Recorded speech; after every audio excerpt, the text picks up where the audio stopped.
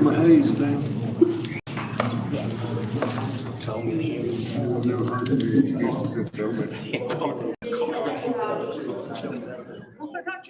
I call the June full board of commissioners meeting in Carter County, order at 6 p.m.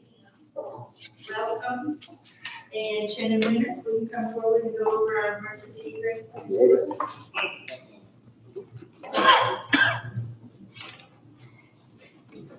Welcome to the meeting tonight. Restrooms are located down the hall, both are ADA accessible. And in the event of a cardiac emergency, they're unique placed at the elevator on both the second and the first floor. In the event of an emergency and we have to evacuate, everybody please evacuate out the courthouse, down the steps to the left, we'll all meet and back parking lot and wait on the office. Thank you. Thank you, Mr. Winter. Please sign in for the official roll call this evening. When I will have to voice vote, my phone is MIA.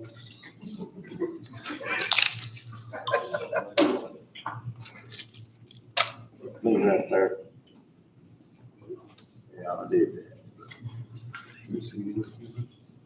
I wasn't kidding. My phone is MIA.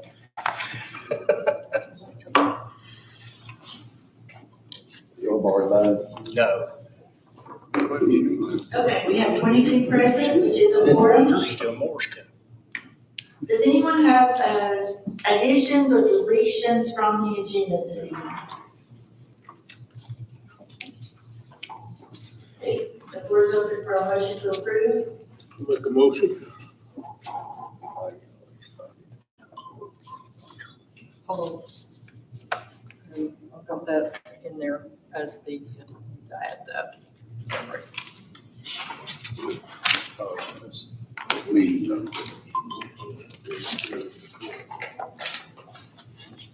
So they get as is. Oh, it's not showing for you. Make the motion that you second. Who made the motion? I could hear your voice, but you can hear, you made a motion to approve the agenda. Okay, and then the second was Danny Deal. Okay. Let me change you to the second. We're on the same team. That's right. Is there any discussion? Let's vote on the agenda. Willie Campbell, Yes. Todd Smith, Yes. Motion passes to approve the agenda. We will now stand for prayer and pledge of allegiance. Prayer is led by Commissioner Willie Campbell. The pledge of allegiance is led by Commissioner Donnie Cable. Heavenly Father, God, Lord, let's bow our heads again, Lord, and thank you for this precious day, God, that you've given us. Lord, to give us another chance to put our feet to the floor, Lord, and take another breath. Lord, we know that we can do nothing without you. Your word says that we can do all things through Christ who strengthens each one of us. God, tonight I do pray for this commission board. Lord, I pray, Lord, that we conduct our business in a godly way. Lord, we do pray, Lord, for the budget committee, Lord, it's done a great job, Lord, and each one that took a part in it. God, we do tonight pray. Thank you, Lord, for everything that you do for us. Thank you that you're sitting on the right hand of the Father tonight, making intercession for us. Lord, we know that your word says, let not our hearts be troubled. Lord, we know there's trouble on every hand. But God, we know that you are a problem solver, God, tonight. Lord, we do pray, Lord. There's a lot of sickness, Lord, just inside this commission board tonight. Lord, you know who they are, what they need, God. And we pray your anointing power upon each one of them, Lord. Lord, we pray, Lord, and thank you for this beautiful day one more time. We ask it in thy name. Amen. Attention, salute, pledge. I pledge allegiance to the flag of the United States of America and to the republic for which it stands, one nation, under God, indivisible, with liberty and justice for all.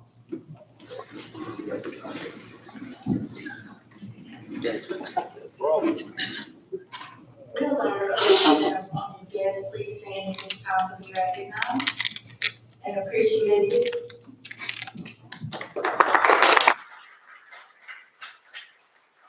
Thank you all very much. In looking over the minutes from the May meeting, does, someone want to make a motion to approve them, and then we'll get into a discussion in just a second. Motion to approve the May minutes is made by Jason Paulson and seconded by Layla Ward. Now, in discussion, if you see anything that needs to be changed, please let us know. Madam Chair. Yes, Dr. Baker. On the first page, which is 757 in the packet, item number 8, we probably need to identify either the Senators Rusty Crowe and John Lundberg, Senator Rusty Crowe, and Senator John Lundberg. Then, I think he wants you to recognize the position. Is that you're right, correct? that's correct. And then on page 761, if I'm not mistaken, County Attorney is working on this. When we moved school's federal project fund balance to approval, I think we accept that, we do not approve it, is that correct? I think that was the motion. Yes, I mean, you don't, it's not necessary that you all accept it. And so if you just vote to recognize it, that's fine. I think that's.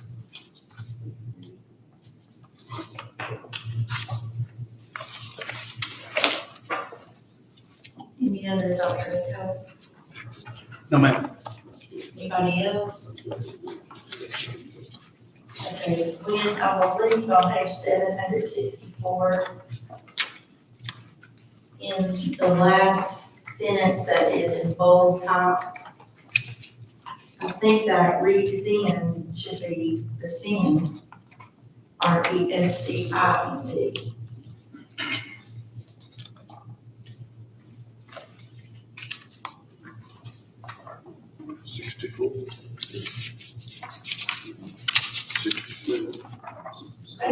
That's it. Let's vote on the minutes as correct.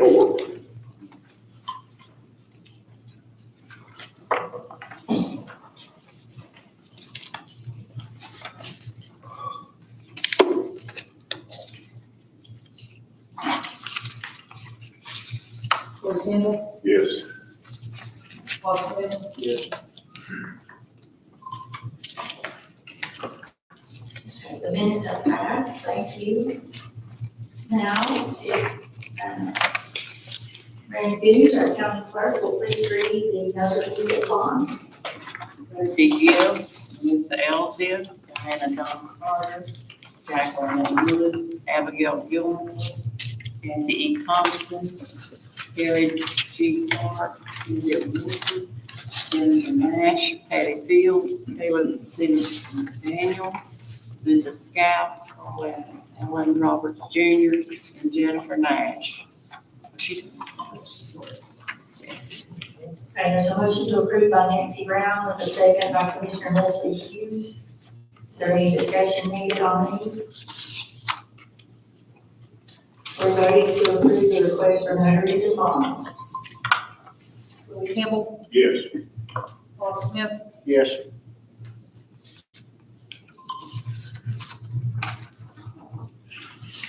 Motion passes. I'd like to formally state that Commissioner Julie Gwynn has arrived since our first roll call. She is present.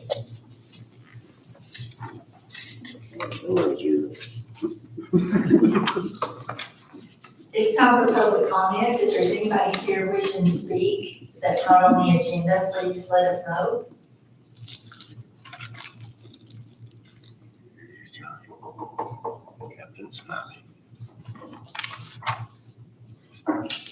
Sir, just please state your name and address, and you have 5 minutes from the time you begin. My name is Gerald Ward. I live at 134 Clayville Road, Apartment B. And I am a member and past master of Dashiell Lodge, number 238, here in Elizabeth.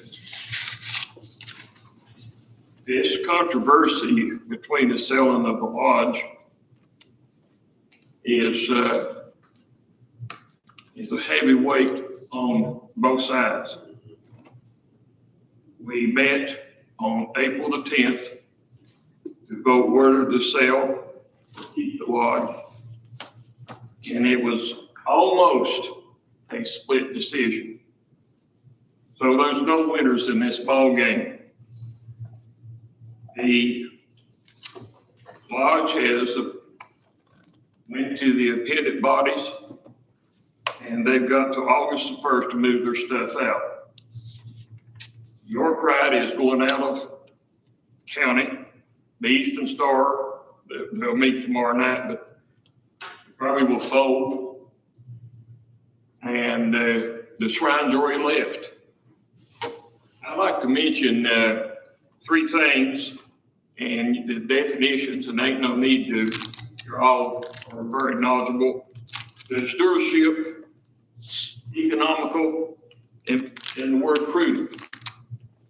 And if you look at the Webster's dictionary, stewardship means the conducting, supervisor, and management of something, especially the careful and responsible management of something entrusted to one's care.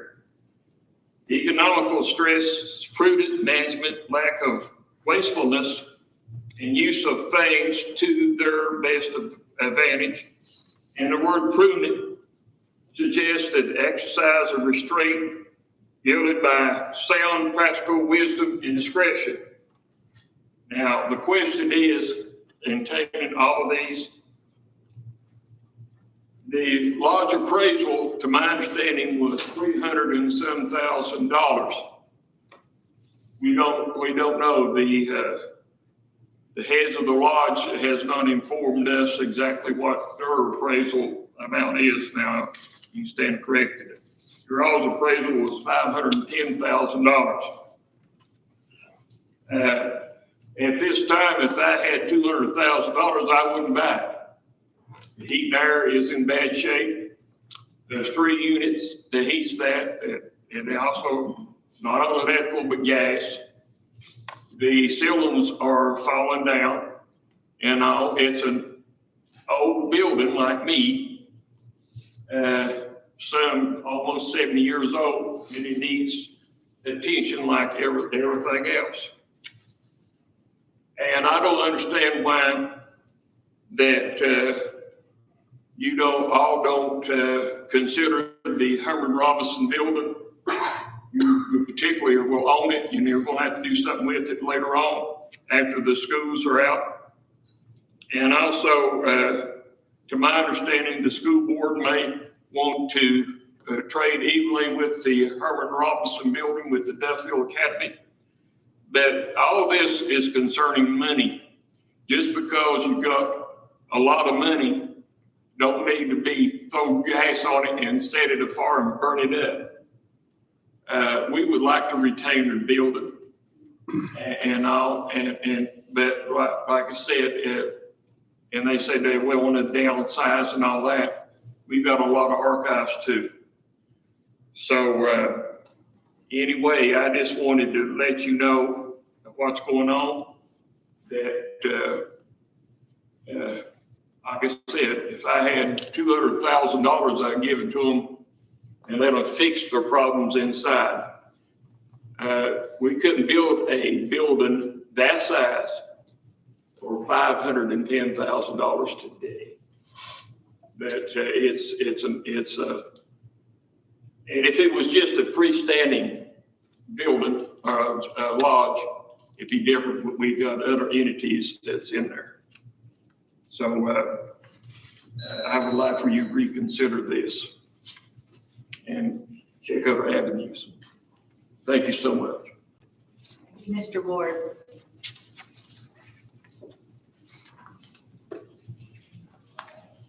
I don't think we have anybody else that would speak at this time. Correct me if I'm wrong. That will conclude public comments. I'll call Layla Rock forward at this time. She's going to give us a presentation regarding the Tennessee Youth Program. for which she is the First Tennessee Development District Coordinator. Hello, thank you for having me. Angie invited me. So yes, I am with the First Tennessee Development District. We just kicked off the Tennessee Youth Employment Program 3 weeks ago, and I brought flyers for anyone that would like one. So we have currently 70 employers, and we have 175 youth that want to work this summer through.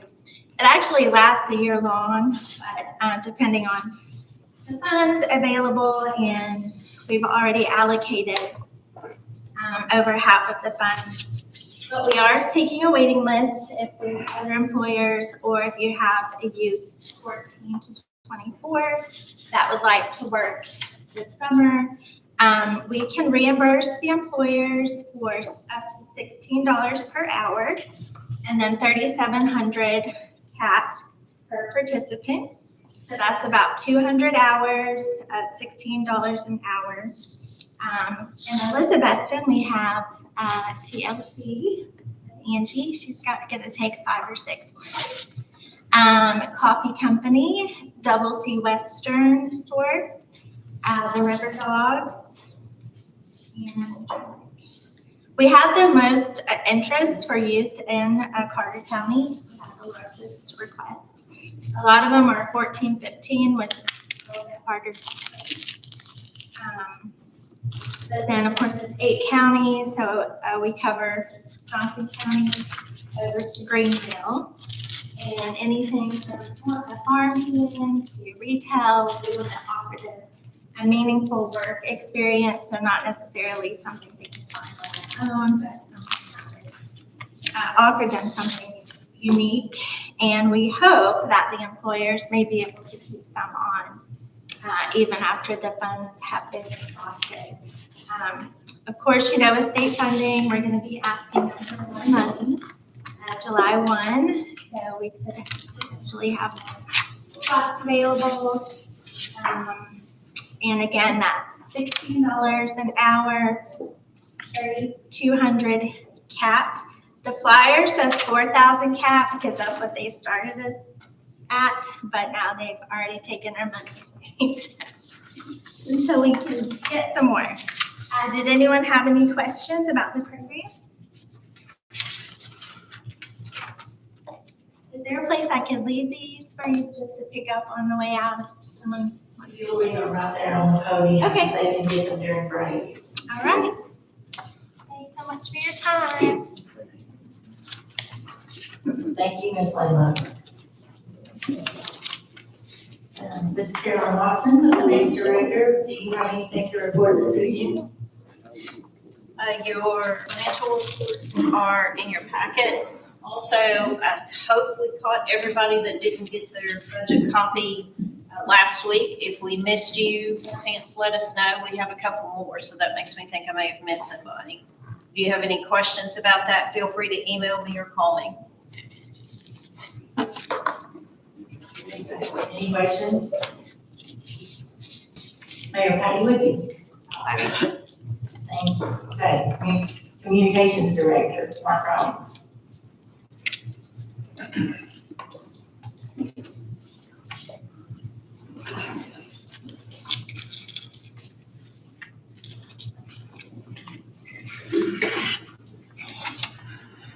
I'll start out with a basic update, and then we'll get up to a little project that I've been doing here this week. First thing, I'm having Shannon hand out a notification of from the FAA. This is actually on the site up at White Rock. I just thought it might interest somebody. It's a determination of no hazard to air navigation, which means it's approved. So we've got approval, and we were guided by our U.S. Forest Service contact. He says that we cannot have lights on that tower because of the view.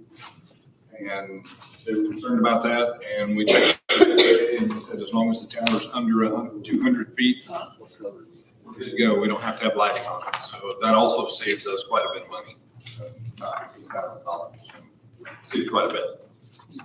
And we don't have the recurring maintenance on the lighting to make sure that it's always working. Mentioned the Forest Service contact. He also informed me that we're waiting on U.S. Forest Service, who's had an employee on leave for about the last 3 months. And they didn't backfill the position for the short term. But they're now back in the office, and there doesn't seem to be any big backlog on any of the approvals going through right now. So it's not like we gotta wait. Don't have a determination on exact dates or any kind of time frame at the moment. I wish I'd had more, but the positive note on that, there seems to be a lot of positive support within the Forest Service. People are talking, there's hasn't been any negative comments. So it looks like we're going to get that and get it approved.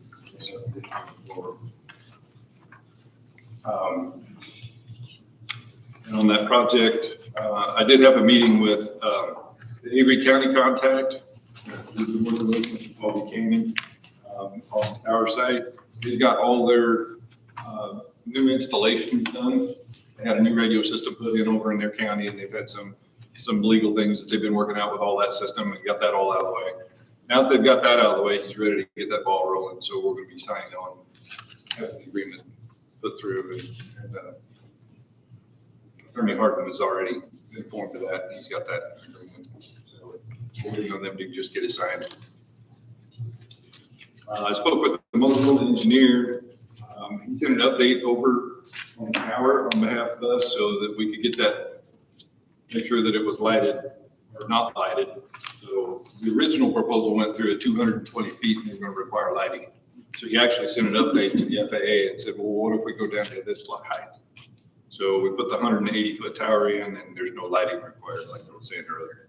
So that'll help out quite a bit. On the proposal for the pricing from Motorola, everybody's wanting to do that. I would like to have two, I'm telling you. I've been after them for quite a while here. I've been making lots of phone calls to them, trying to get them to move on it. They are working on it right now, and that's one of the things that the engineer was doing. He was doing the civil side of things. He was trying to get all his ducks in a row and get that over to the team so they can start putting this bundle together. They're planning on having it done probably by the end of next week, but it may spill over into the first week of July, somewhere in the second or third. So they're going to be getting that to us just as quick as they can.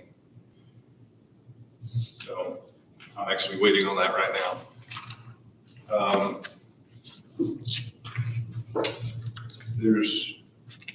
I've been working on a project with the Aries Group and also working with the EMA to help provide communication support for Rock Mountain. They have their own repeater and they have their own equipment up there, but we're going to help them out and try and help it extend their coverage. I have contacts within FirstNet, and the EMA has contacts through Verizon, and we can actually get them to pull in a temporary cell site up there and set that up for them. So we've arranged that. So we'll just need to be up there long enough to show them where to put it and how to set it up, and we're good to go. So, but we'll be able to begin monitoring things and some of the equipment out with that. That's about all I have for this evening. I wish I had more, and I wish we were getting going on the system. I'm ready to get this thing going too, let me tell you. Any questions? I'll ask one if I may. Sure. Is there any safety concern when we bring that tower, the lighting down to 180 instead of 220? No security concerns? No. Okay. The only reason he had proposed 220 was because it gets us up a little bit higher above the trees. It wasn't totally necessary within the proposal, but the original proposal, and we looked at it, actually said 180 feet on the original proposal. I back checked that, so it was actually at 180. So the system was originally designed at 180. Okay. Because I was just wondering if we could go 199 and still stay under 200, but is there a logistical reason, like that they were buying kind of so many feet lengths and? The antennas are going to go to the top of the tower, and at 180 feet, the antennas are about 20 feet tall. So we're gonna keep them down just off of the edge of the tower, and that'll be at 195 feet. So we'll be right below the 200 feet, and we're going to have a 15-foot lightning rod on the top of it to attract the lightning and keep it away from the antennas, of course. So it's gonna be just above the antennas. So we're gonna be pushing our 200 feet right there. Aaron Fraser. Do you know when the state contract with Motorola is supposed to be renegotiated? I do not know that. It's not up for a couple of years, I think. I think it's 26 is when they're gonna redo it. I'm not positive. Yeah, I thought it was either this year or next year, I so think it's next year. making sure we get the contract in before it gets renegotiated and the price goes up through the roof. I agree. I understand.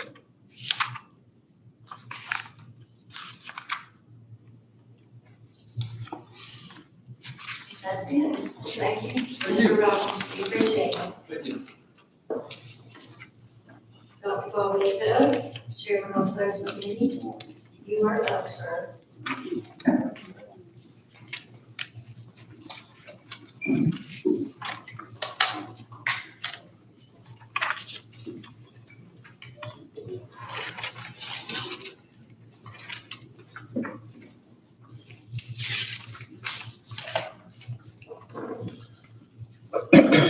You have 11 items tonight to be considered by the commission.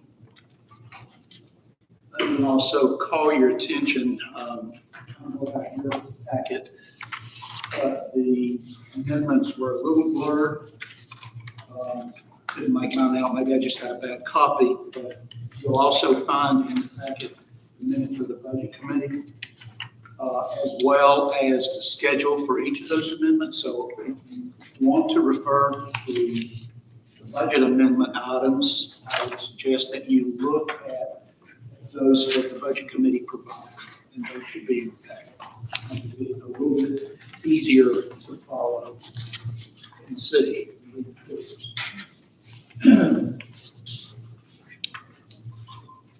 Okay, I have item number 1 is a motion to hold $300,000 board bill reserve account for major project, with the first $1 million of federal state board bill reviews to be used to pay the original jail loan and new HVAC loan, and the remaining excess funds to be used at the discretion of the sheriff's department.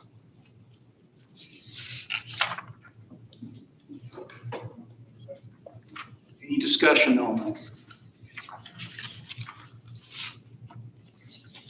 Yes, sir. It requires 2/3 majority for this one. Right. You're correct, it does. As we, in the previous commission, set down the rules and regs, so we'll need the 2/3 vote tonight to pass this. So basically, we're holding back $300,000 for radio project. We're allowing through primarily the federal prisoners project, allow the sheriff to use those dollars up to $1 million to help us with the jail bond payoff. And then anything over that amount is his use at his discretion. Okay, so we do have a motion and a second. The motion, of course, comes from the chairperson, and the second is from Manny Deal. Does anyone else have a comment or question?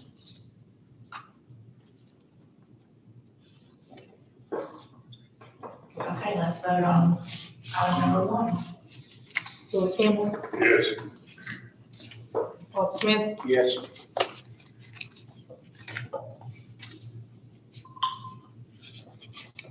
Thank you. It is unanimous. It passes.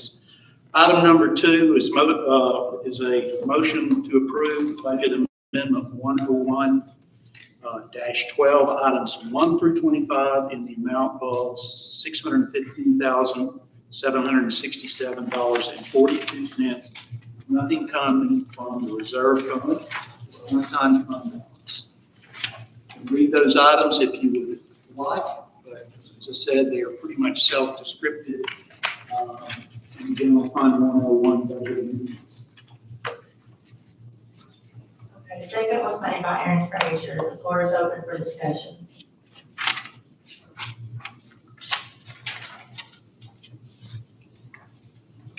Let's vote. Oh, I'm sorry, Commissioner Hughes. You got here that nothing coming from the unassigned fund balance. On item number 4, it's showing that 101,302 coming from the unassigned fund balance.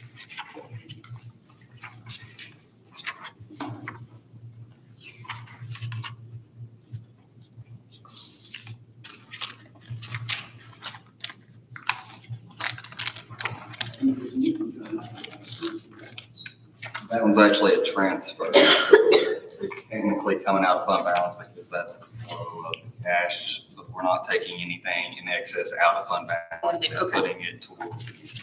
Understand. On item number 11, you've got the notation as year-end adjustments for the county commission. I believe that line, that 53,400 is going to be Chancery Court.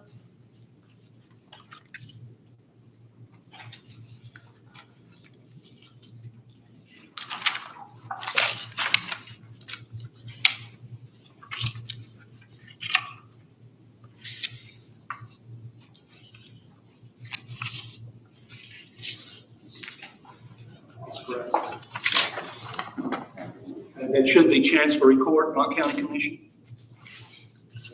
So note that on item number 11. And one other thing, I believe item 13 and item 17 look to be the same. The $10 movement for account 54510.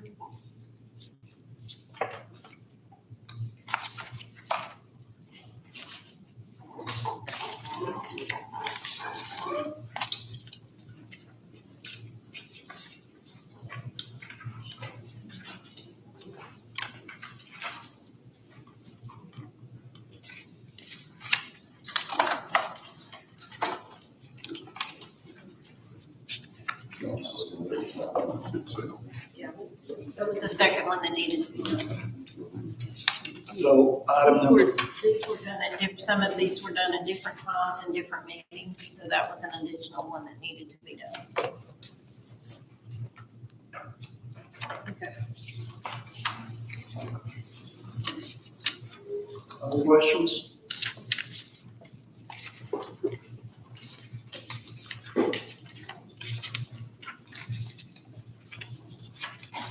Okay, I'll just point out that there was one change, and that's for item 11, that is year-end adjustments for Chancery Court.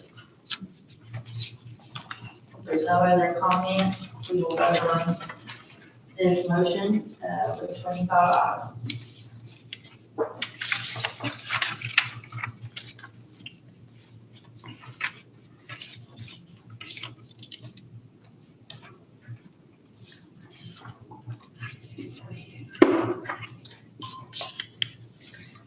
Willie Campbell, Yes. Rod Smith, Yes.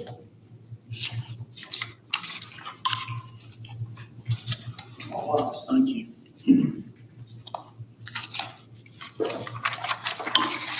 Third item is to approve budget amendment 127-2, 2 items in the amount of $6,772.22, nothing coming from reserve funds, and $6,772.22 coming from unassigned fund balance. Motion is second by Commissioner Frazier. Floor is open. See where those dollars are coming from and what they are for.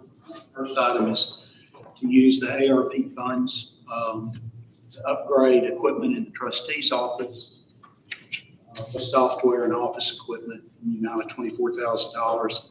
And then item 2 is to appropriate ARP funds previously approved for the Dry Hollow and Peters Hollow projects.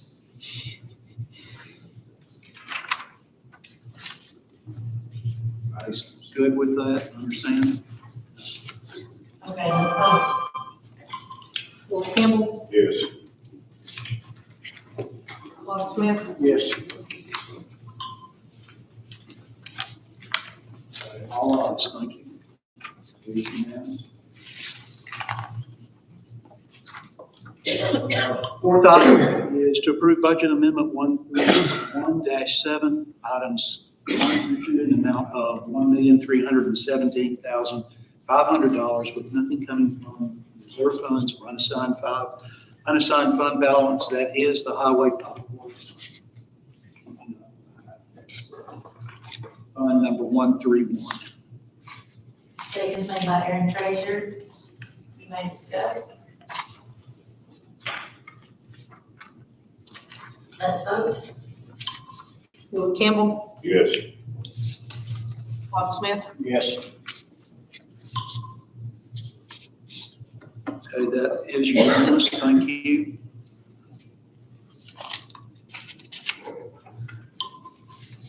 Fifth item tonight is General Purpose School Fund 141-9, items 1 through 13 in the amount of $413,587.83 with nothing coming from the reserve funds or unassigned fund balance. Seconded by Thomas Crawford. What was that dollar amount again, Dr. McCoven?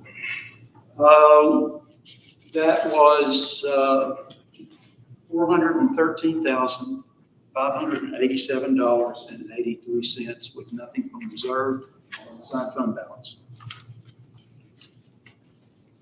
for those 13 items. Questions?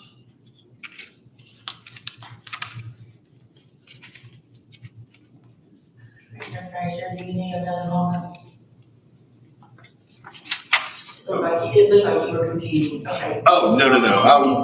Mine is showing, displaying budget 3, and it broke my brain for a second. All right, let's vote. Will Campbell, Yes. Bob Smith, Yes. No, I think it's, see, it showed up right. Okay, that is unanimous. Item number 6 is a motion to recognize budget amendment 142-9, which is the school federal projects fund. Items 1 through 7 in the amount of $185,377.53. Nothing coming from reserve funds or unassigned fund balance. Motion is seconded again by Aaron Frazier. Any questions or comments? Let's vote. Will Campbell, Yes. Bob Smith, Yes.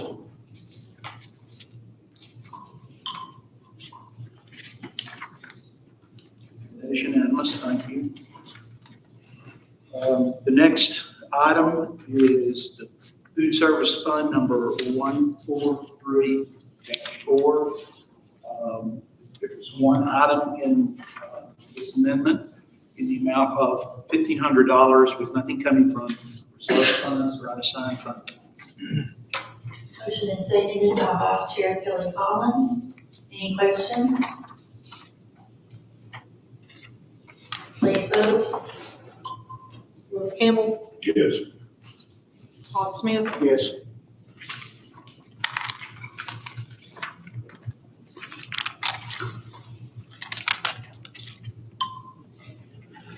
Vote is unanimous, thank you. Our next item is concerning the Head Start Fund number 145. It's a motion to approve the budget amendment. There's one item in the amount of $4,400 with nothing coming from the reserve funds or unassigned fund balance. Motion seconded by Jerry Prophet.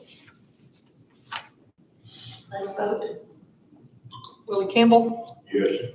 Bob Smith, No.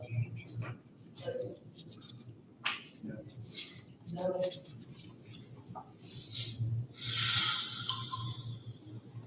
Did that pass 20-3? Thank you.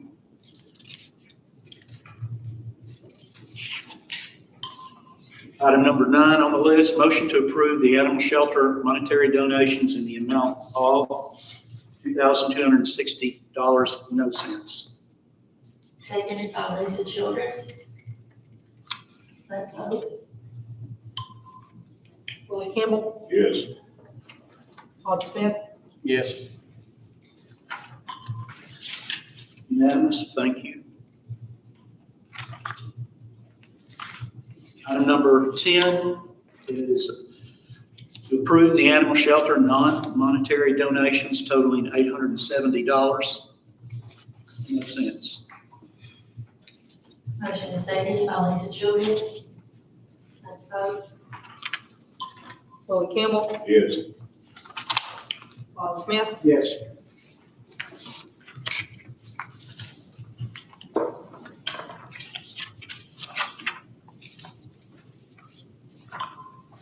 Unanimous, thank you. Our last item is a motion to require organizations receiving funds from Carter County Parks and Recreation to submit an itemized budget to the Budget Committee for approval. All expenditures are to follow county policy of pre-approval before purchase can be made, and all payments will go through the Finance Department. Motion is seconded by Danny Deal. Are there any comments or questions? Attorney Harden, since these are outside agencies, essentially these are 501c3s that are already set up to come through the Parks and Rec Department. Are we not violating the spirit of the law that created the Parks and Rec Department in the first place? No, they kind of talked about that in the meeting, as far as whether we're just giving a donation to an outside nonprofit or whether we are actually maintaining some control and approval over the funds and how they're used on behalf of the county. So I don't think so. And I can talk to you more about that. Frankly, I've been saying that wrong as far as the establishment of the Parks and Rec Board. What happened was the general law was amended to allow the county to create it. It was created by resolution. The county can dissolve it by resolution. It's not actually created by state law. So all the terms and parameters that go with the operation of the Park and Rec Board could have been in the resolution. There just simply aren't any. So now this is like a step down that path, frankly. One of the reasons that this was precipitated is the fact that Finance Department is getting a bill after the fact to pay something that was already purchased, yet not approved by budget. So as Attorney Harden points out, it's a check and balance system. So they have to declare before they even order anything what that money is going to be spent for, has to be approved, all our regular budget procedures. That is going to create a burden on those organizations because they're buying gas. So every time that they buy gas, they have to submit.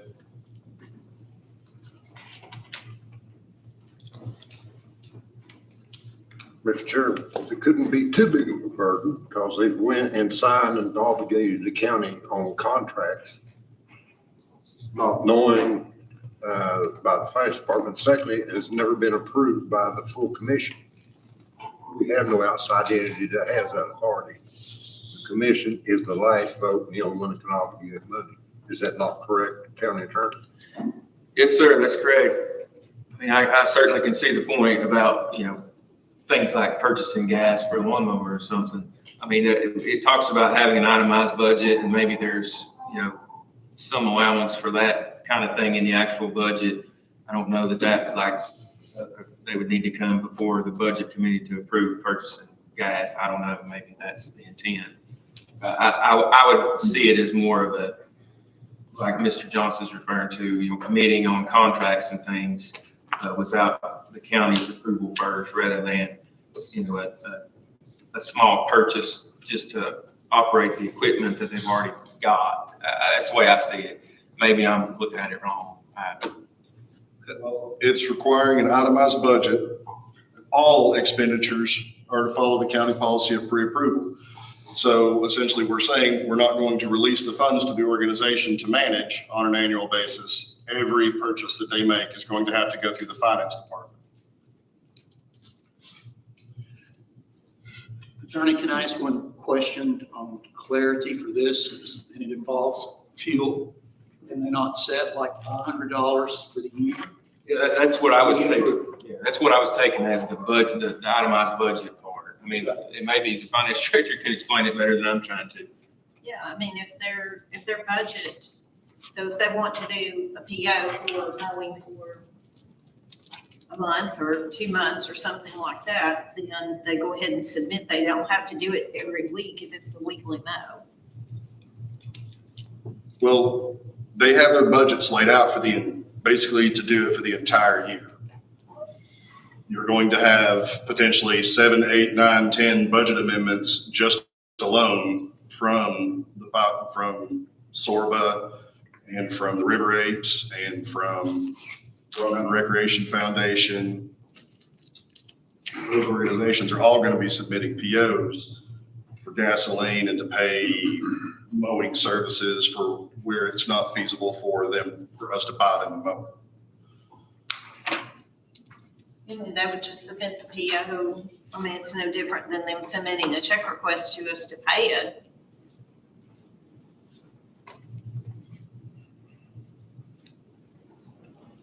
I believe Commissioner Julie Gwynn wants to speak. Are your all's buttons requesting to speak not working tonight? Finger ain't. I'm sorry. If they're working, let's try to use them again. If they're not working, just let me know and we'll keep doing it the way we are. After we had our budget meeting and we decided the course of action that we were going to take for the park and rec, I did speak to the Eric Anderson Park because they did go through the most money for everything that they're doing. And the guys that's taken over that are more than happy with the way we came up to do it. So as far as they go, they're all right with what we determined to do. So I talked to them after the fact.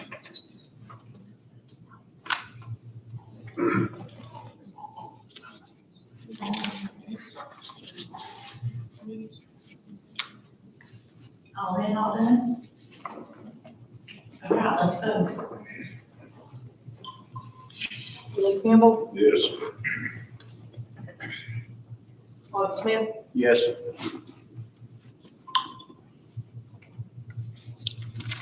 Unanimous. No, we got one no. We got one no first, sir. One no vote, 22.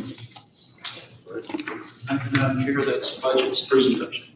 Thank you, Chairman.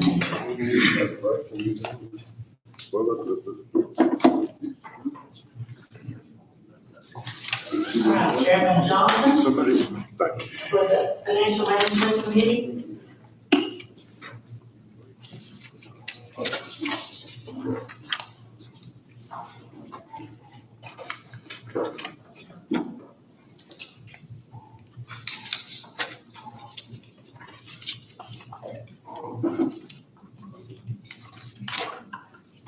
On the list that you have there, our first one being forwarded by the Financial Management Committee. Number one is a motion to accept the proposal landscape architectural service and approval the contract of the Tweetsie Trail Expansion Master Plan. The contract amount being $165,000. The firm was pre-approved by selection of the committee on our prior commission meeting. We have represented, I believe, Mr. Doty present this evening, mentioned the landscape contract and architect. They also have a structural engineering firm, Litton, and who's the structural engineer? Structural engineering firm. Thompson and Litton.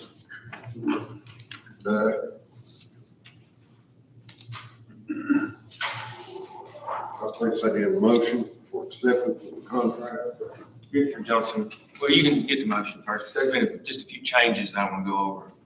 That I've negotiated since this came and I put it back. But you can get the motion, I'll go over those little changes. Okay, we already have a second from Commissioner Glenn, so we're in discussion. Okay, so they're not major changes, but, so section 2.8 would be the first one, paragraph talking about the the schedule that they were to submit for their services, the schedule, the anticipated dates for design and periods of time. That first sentence, we added, it says as soon as practical after the date of this agreement, and we added the language, but no later than 30 days. So that was the addition there. 2.8 on page 4. So just put a 30-day time limit on submitting that schedule. The next one was section 7.7, talking about termination. So there's a section 7.5 allows the owner, which is us, to terminate this agreement with 7 days' notice at convenience, within our convenience, without cause. Section 7.7 triggered, if we did that, there was an amount due for anticipated profit of the value of the services not performed, and that has been stricken from the final verdict. So it ends at that, not otherwise compensated. The fact that the initial, the intent was placed out with the understanding that if the identification of the trail and the estimate was made what better, if they can't get it in the original, they have an optional that will recommend. But the bottom line of the estimate that was provided, if it surpassed the amount of what the grant was, it'd be halted right then. Right, and that's essentially like what I was saying with section 7.5, we don't have to have a reason to terminate the agreement with 7 days' notice. And by removing this section, we're not obligated to pay profit they would have made for work they didn't do. So it's a good thing for not saying we anticipate not doing it or don't want to pay them for the work, but it just takes out a caveat that we'd be required to pay if we did cancel it without cause, which that changes that. The next one was section 8.1 under compensation. Your all's version says a flat fee of $165,000 plus reimbursable expenses, and they had an allowance of $16,500 for those reimbursable expenses, and that was removed just to simply submit the monthly invoices for reimbursables. Instead of having a built-in allowance for it, they would submit the reimbursable. That part was.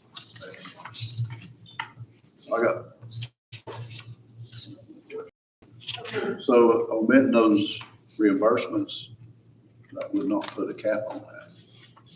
There'd be no limit to it. Yeah, that was just the allowance to have on hand to pay it. I mean, there is no cap to it.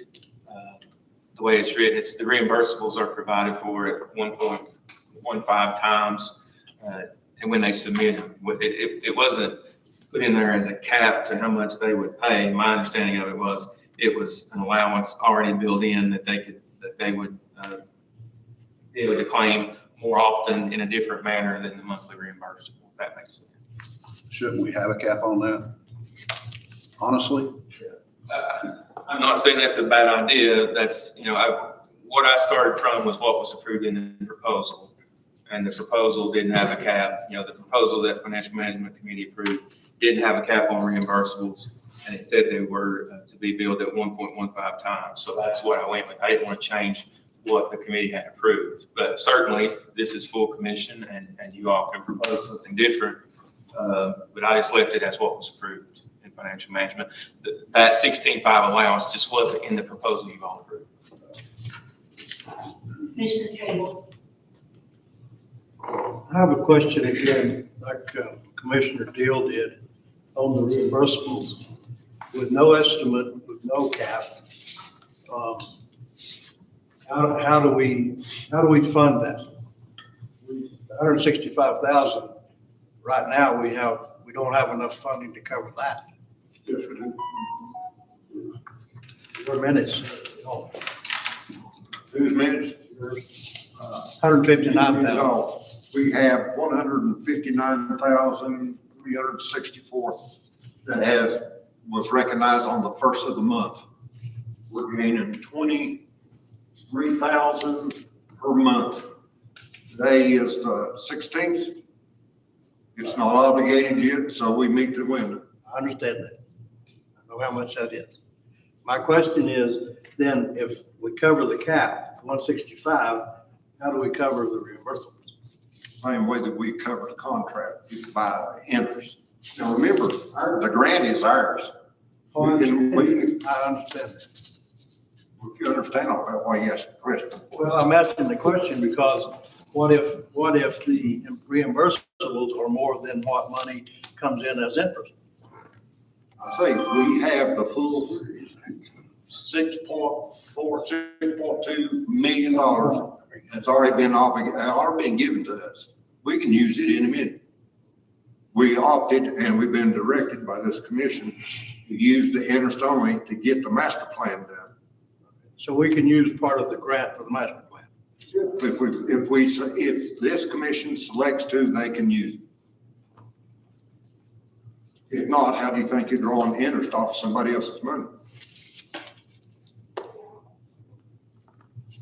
Well, along that lines then,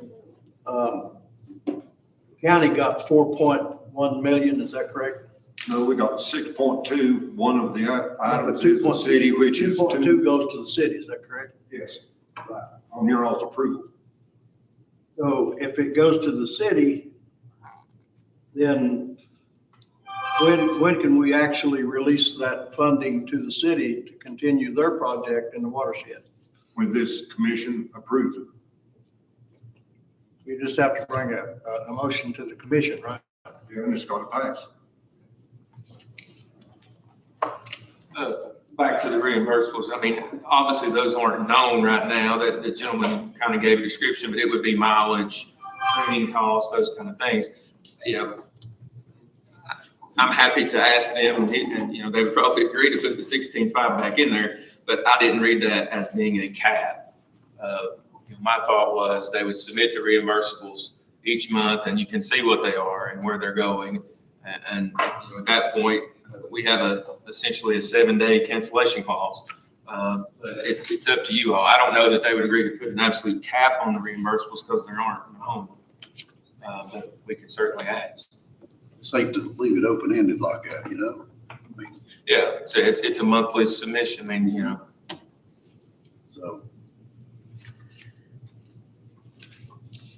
Mr. Chair.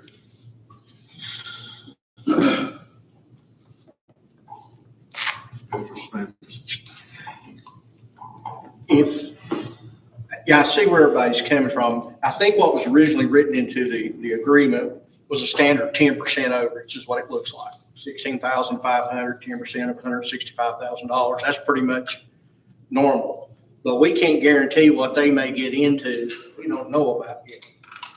We can't get 3/4 of the way through it and go, oops, there's a rock there. Let's stop. That's the way I look at it.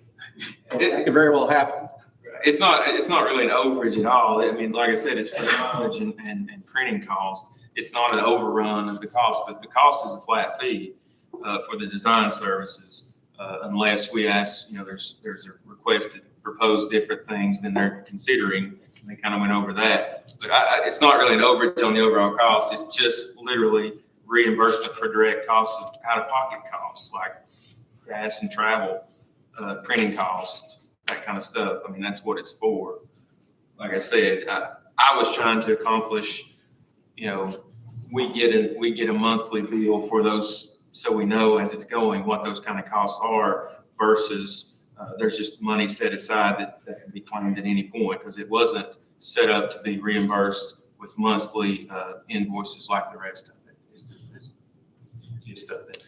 So that's what I was thinking. But if you all want to say that they will accept adding an absolute cap on reimbursables, wonderful. That's fine with me. Commissioner Odom. Sarah, I have a question. So we have the grant, and I know you said that we could, you know, we can spend the grant.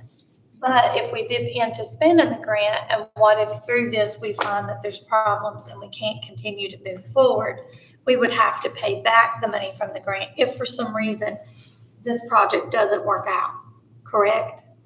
And we would have to find that money to put back into that grant if we step over what is from the interest that we're gaining, correct? Okay, so it's important for us to stay within a budget of the interest that we're gaining from the money. So we're gonna have to have some kind of a cap of, even if you're saying it's $20,000 a month, that there is a budget that we don't go over the interest, or if we start taking from that grant, we're gonna have to find the money to put back if there ends up being issues later on. That's just a suggestion. If we're looking for a cap, then don't go outside any of the interest that's coming out. But it was my understanding in the committee when the question was asked, what the 165,000 cover. And that is by the AIA contract is according to what the scope that is written. Anything outside of the scope, what is written, would be above and beyond and additional. And then it would be the obligation or the responsibility of the AE firm to call that to our attention. Right. Get approval from it. Yeah, reimbursables and additional expenses are two separate things. Yeah, the additional services is the hourly rates that have to be pre-approved in advance before they are incurred. So that's additional services like running into things that are unexpected, overages. That's pre-approved in advance before the services are provided. We're just talking literally about the federal mileage rate for gas, travel, and printing documents, shipment of documents. I mean, those things are not, that's not additional services above and beyond what's required in the scope of the contract. That's literally out-of-pocket cost to travel up here and print documents and mail things. I mean, that's what that is. But again, like I said, if you want to entertain a cap on that, they're willing to do that. That just wasn't in the proposal that was approved. That's all I'm saying. So, but that can certainly be changed here if this body wants to do it. Commissioner Frazier. And the section that was removed, the 16.5 that's listed in there, isn't that just if we cancel the contract? No, the 16.5 is to pay them back for their gas. Yes, out-of-pocket costs. That's all it is. The other section that was removed was talking about taking out anticipated profit for work they hadn't done. That's a whole other section.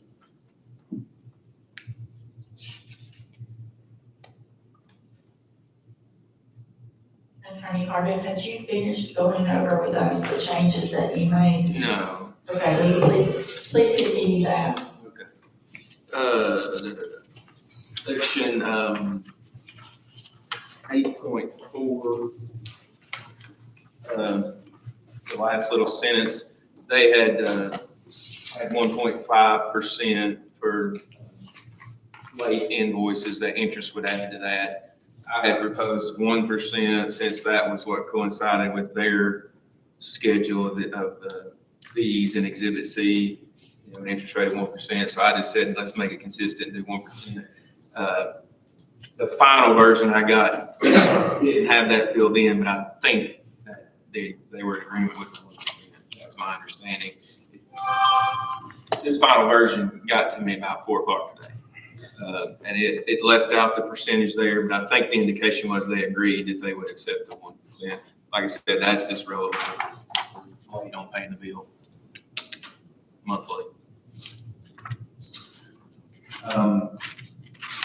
Section 8.6.1.7 should have required us to pay the expense of additional professional liability insurance, and that was stricken and removed.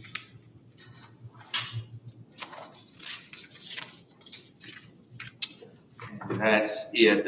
I had highlighted, and there was some confusion about that 15% for reimbursable expenses are billed at cost plus 15%. That's what was in the proposal again. 15% and 1.15 times 1.15 is the same thing. The proposal had the 15%, and that's what I put in there because that's what was approved in the proposal. So that's. Okay, thank you. So, we have a request to speak by Commissioner Wynn. You have the floor. I was always under the understanding reimbursement, that you got paid for what you spent, not added on to. Reimbursement for out-of-pocket expenses, like if they have to spend gas and mileage on a vehicle driving up here, they would get compensated for that above and beyond contract price of $1.5, whatever it is. Above and beyond that, that's a reimbursement. I realize they get reimbursed expenses, but to me, and it's always been my entire life, my time in the Army, we get reimbursed for something. I was not reimbursed at more than what I paid.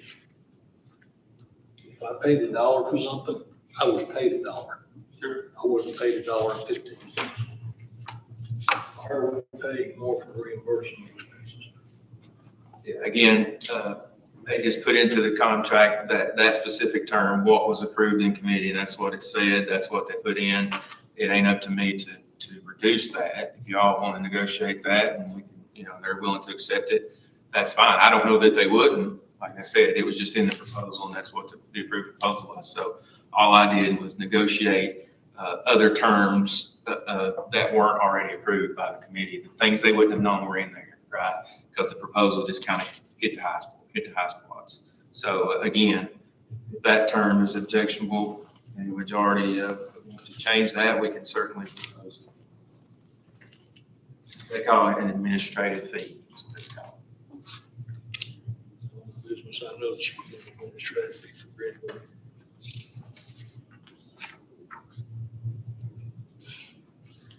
Angie Odo. Just an idea or thought, what if, instead of putting a dollar amount, what if we only had you add in maybe the definition of kind of how I know we keep saying reimbursable expenses, and you keep saying, like gas and copying. What if we included that definition in it, because it's hard to determine just It's in the there. amounts? It's in there, section 8.6.1, that list of things. Oh, okay, I'm sorry. Reimbursable expenses. Okay. So it's already on. Maybe having a cap, anything over that, then to come back before. I know we said that maybe they would come back to us, but maybe just have a cap that if it's over that, then come back to the committee. Or, Yeah, certainly that's already in there for extra work, but just for reimbursable cases. I mean, maybe that's, like I said, maybe that's the other way of looking at that number they had. I mean, that's essentially, my thought of it was monthly, you would have more control over it than we're just not saying anything to anybody until we hit $16,500. See what I'm saying? But the way it was, you're essentially pre-approving $16,500. My proposal to change it was that you're going to see month to month how much that was. And if it's, my Lord, $16,500 in a month, we're in bad shape. That's just my thought. yeah, I agree.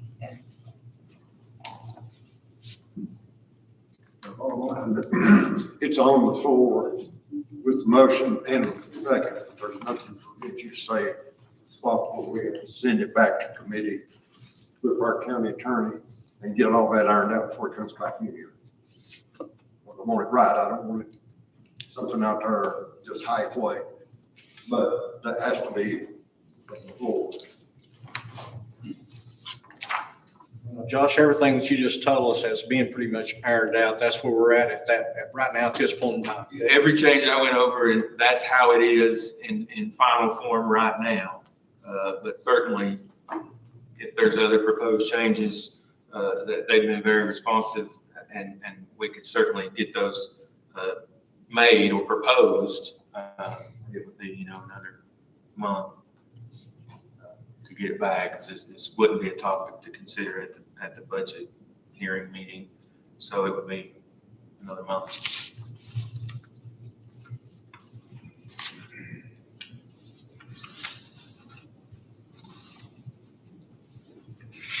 Commissioner Hill.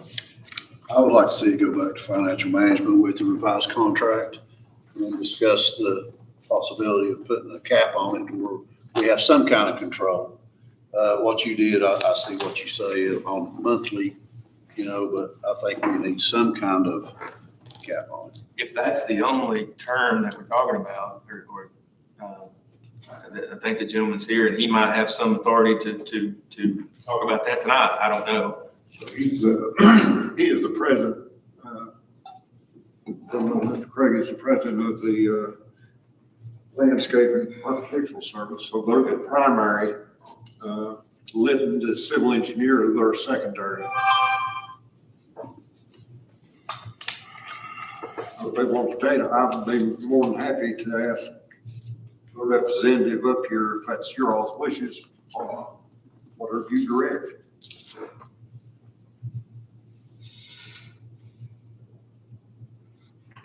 She's kind of giving the direction now, my wife. She's going to sit there and be quiet. So we have a motion and a second on the floor in discussion. A comment was made that one would like to see it sent back.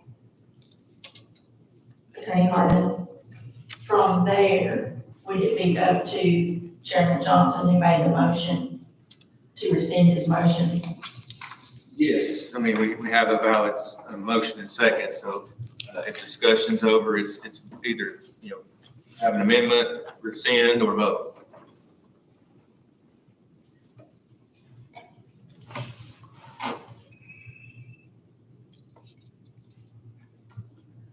My feeling is, I think the contract should be right up front before it comes to you on the floor, because it's something that lasts long and affects the total project. I want it rescinded and deferred back to financial management and to our county attorney for correction in coordination with the AE firm.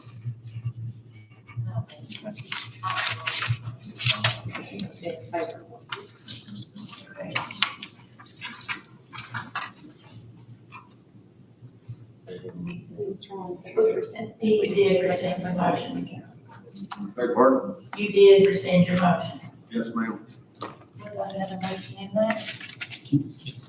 Sounded like it.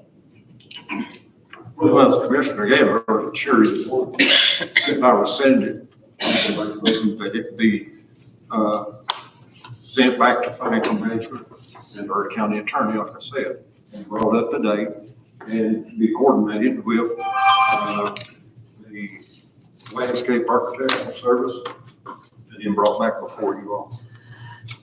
So you've made a motion now to send it back to FMC. And Ms. Quinn, did I understand you to say you second that motion? Okay, so we have a second by Commissioner Quinn. Okay, however you have it, Ms. Quinn, will be fine.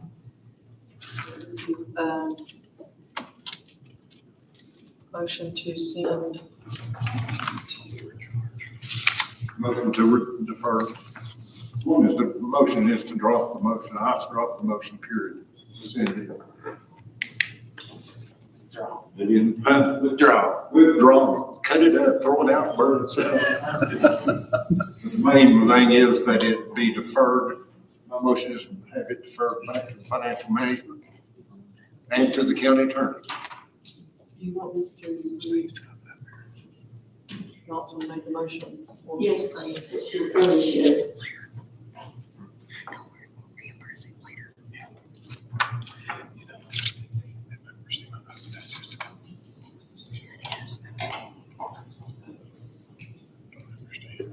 And Mr. Deal makes the second. Ms. Quinn. Win.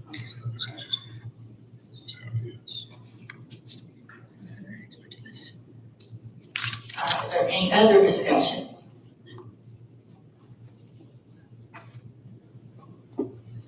Okay, so you're voting right now, to send this contract back to financial management, so you'll come through the full circuit again next month. You should get a corrected, printed form of it when we meet next month. Okay, that's what you're voting on.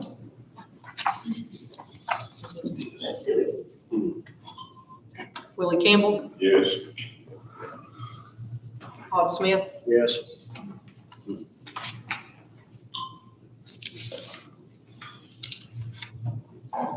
When it's ready, 0-1, thank you.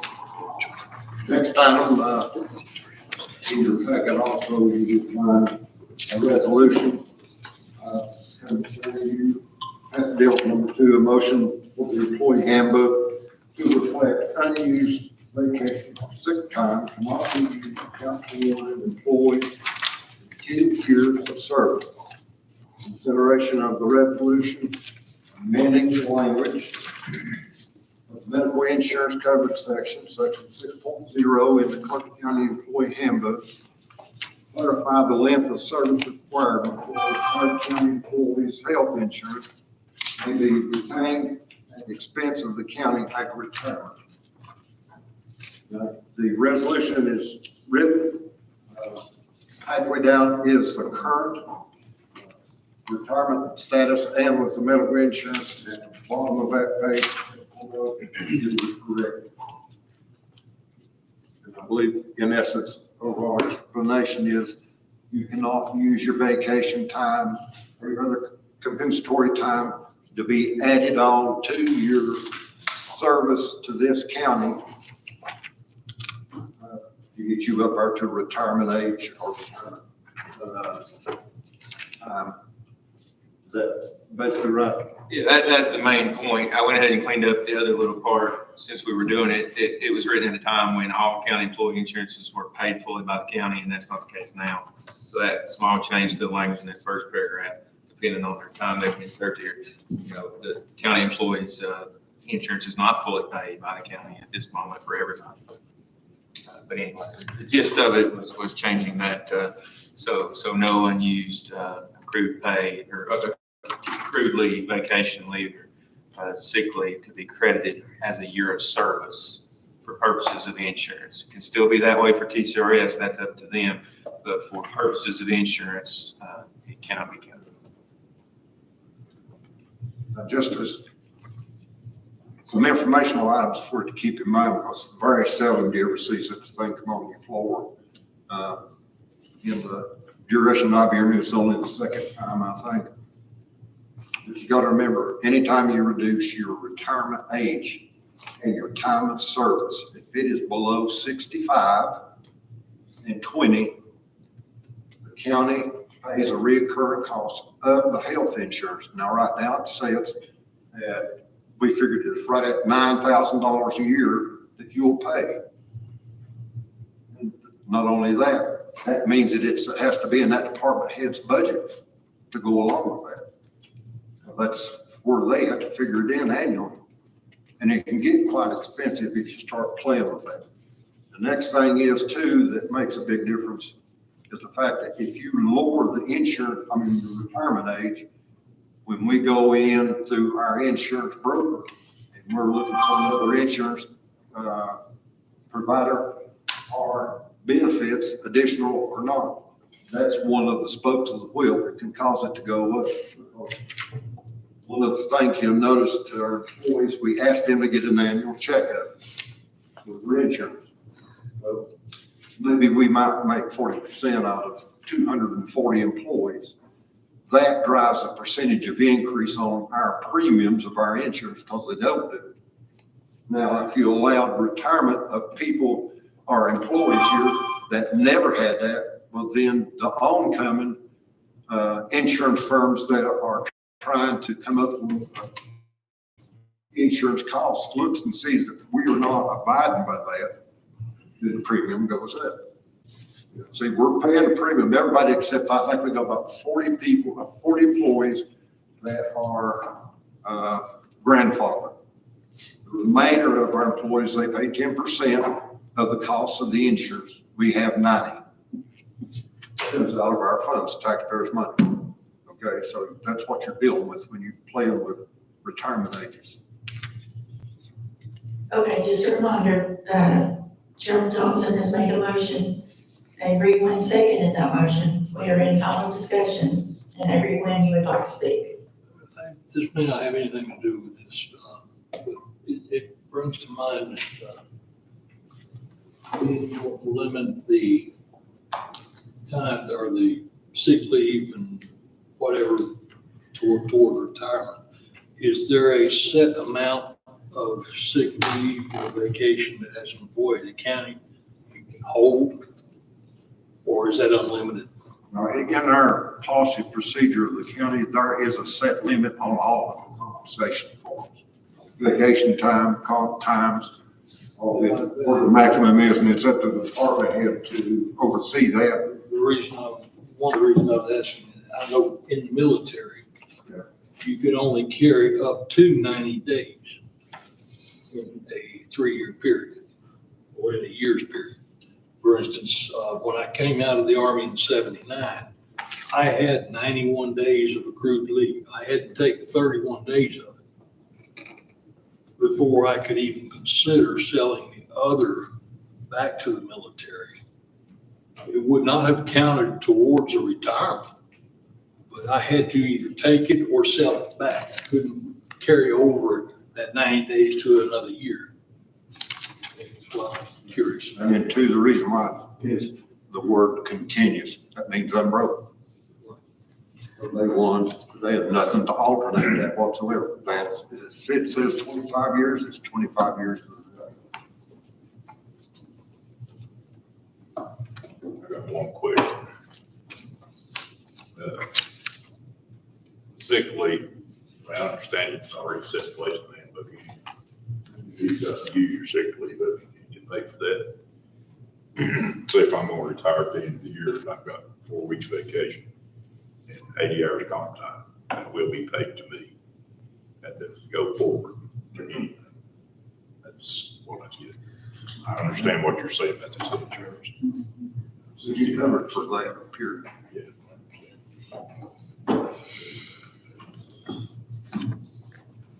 Any further questions? Statements? Commissioner Hughes. What is the current age that they can retire at with 30 years? Is it 55 or 60? 52. Is that right, Attorney Harden? Yeah, 55 years of age with at least 20 years of service, continued service, or 52 with at least 25 years. That's the current. It's not when somebody can retire. We can't tell people they can retire whenever they want to. All we're talking about is whether or not they'll have insurance through the county policy. Commissioner Frazier? Are there any, I understand the thought behind it, but is there anything in there that would prevent somebody from saving up to the max and then scheduling that time to be burned out and then coming back and working for 1 day and then retiring? As far as the sick leave, you're saying? Yeah. Well, like I said, the sick leave would still count toward their TCRS retirement. And so that's quite a benefit as well. But no, I mean, as long as they're within the policies, they can only miss 3 days without a doctor's excuse and those kind of things. I mean, we can't tell someone they can't use their sick time. So, I mean, I guess theoretically, someone could do that. But yeah, I mean, it'd be kind of hard to prevent that if they came in with a legitimate medical excuse on every 3rd day and then came back to work for a day or something. I mean, those kind of games can be played. But If they have short-term disability, they can burn their sick time before the short-term disability kicks in? yeah, it was written in a way to say, I'm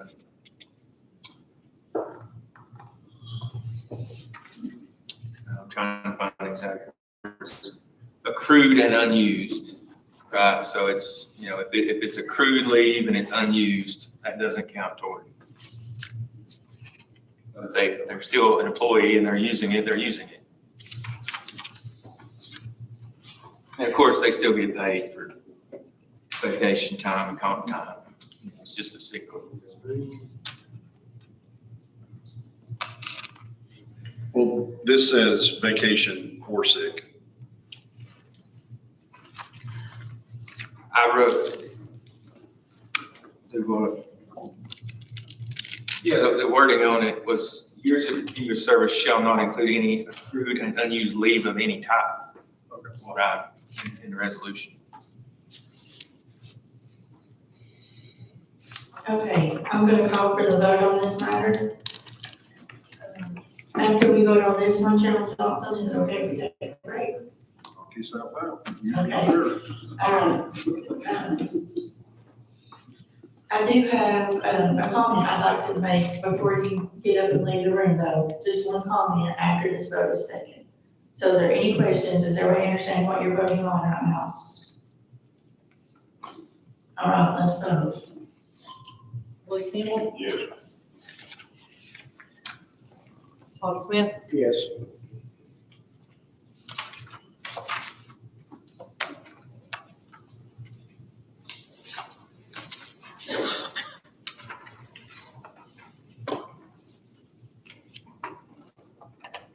One and two, Yes. thank you very much. Okay, and my comment is this. As your current chair, I just want to remind you all that it is commission board policy that we are not to be handed any papers on the night of a committee meeting. We are to be handed papers in advance. So Mr. Wright wanted to say that before break, so he would know they need to be sent to either Ms. Quinn or me, and we'll get it out to the rest of the commission. But it has to be done preferably the Thursday before the Monday night meeting.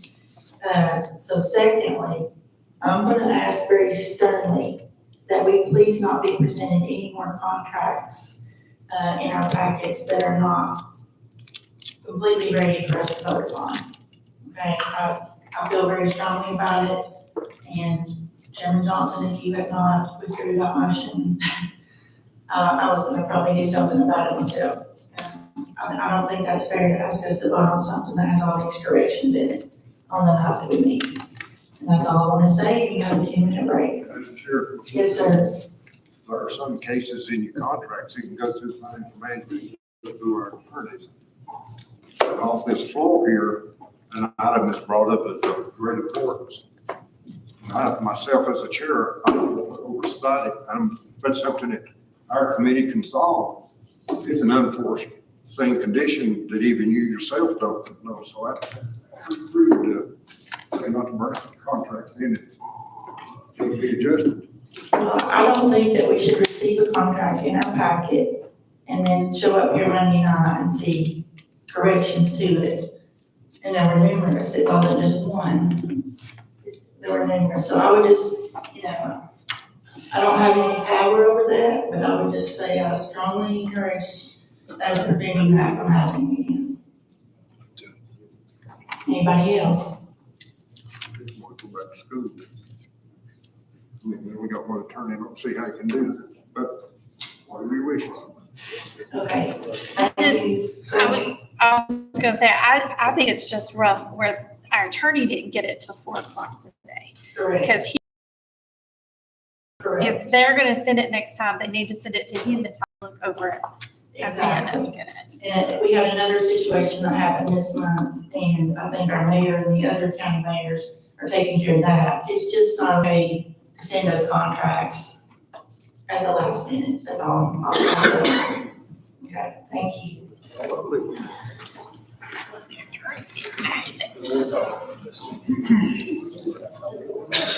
You could have ate two of them.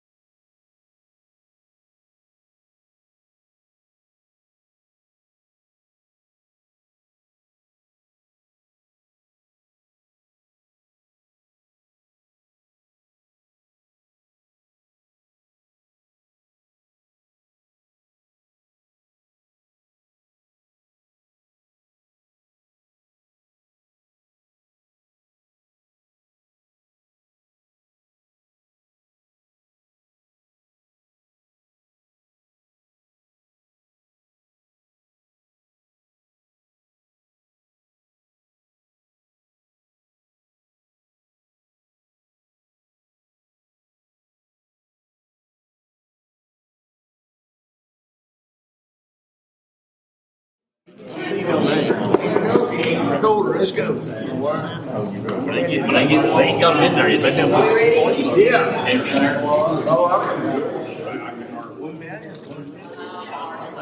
Anything but the go over here.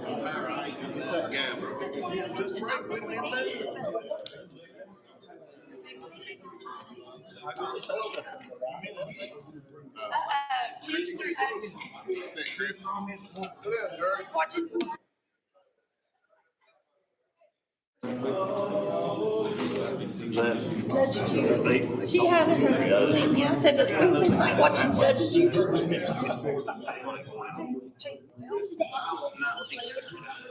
Judge Judy.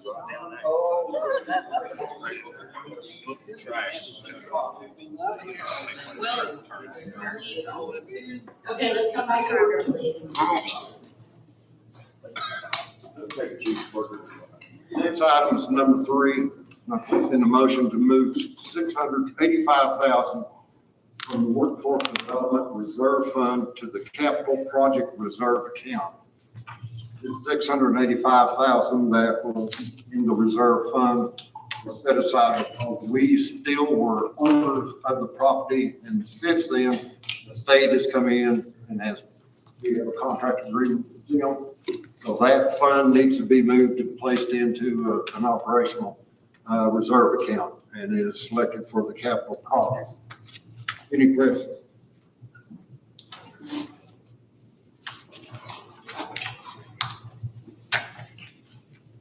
Gwen is fixing the motion right now, and then we'll get a second. Give us just a moment.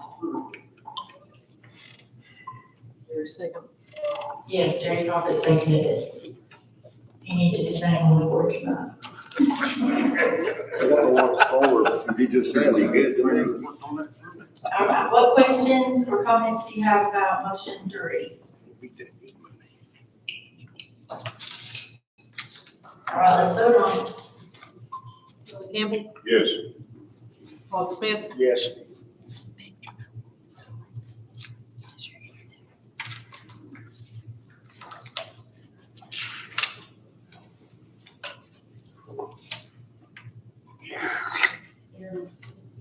Who left the building?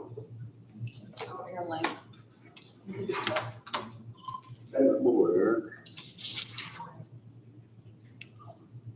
All right, thank you. 22 days.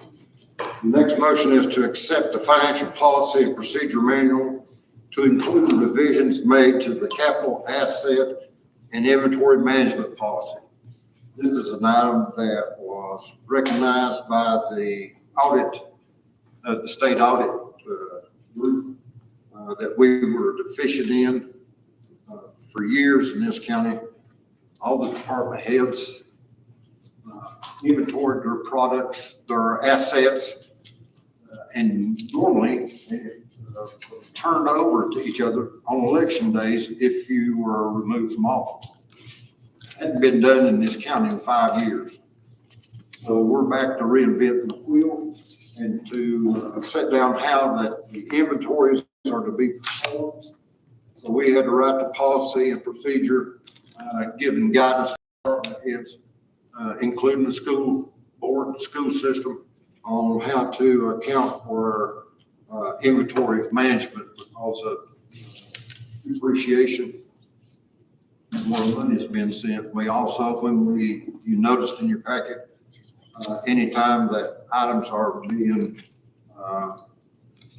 trashed, sold, bartered, whatever you want to use, that we have a record of it where it can be taken off of the record and not held liable for it. That motion is seconded by Danny Hill.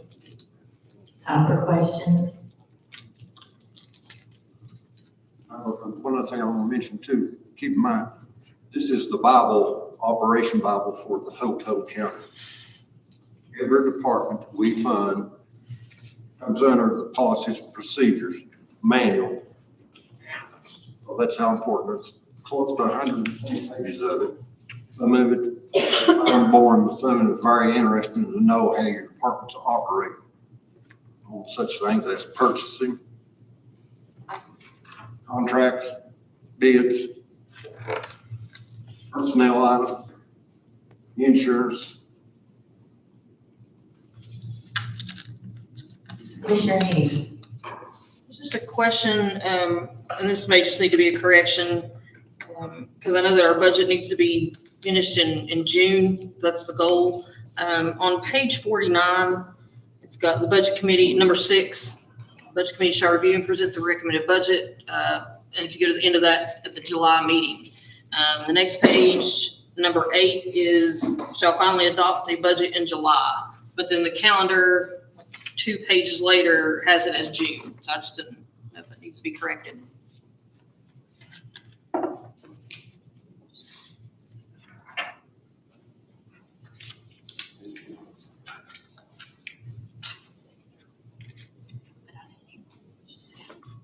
Which pages did you say? I could not hear you. I'm sorry, number 49 and 50.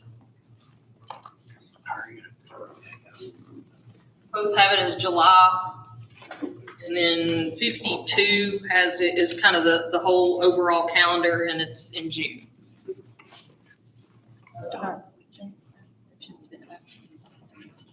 This entire 100 and some page document has not completely been updated, so some of this is still from the prior version. We have not done 100% of the document. Right now, we put the whole policy in there, but the main thing we're focused on right now is the fixed assets. So we're in the process of redoing the entire policy, but this thing has been, needed to be reviewed and redone for several years. We're just doing it sections at a time. So we'll make those notes, but we're concerned tonight about the fixed asset piece of it. Okay.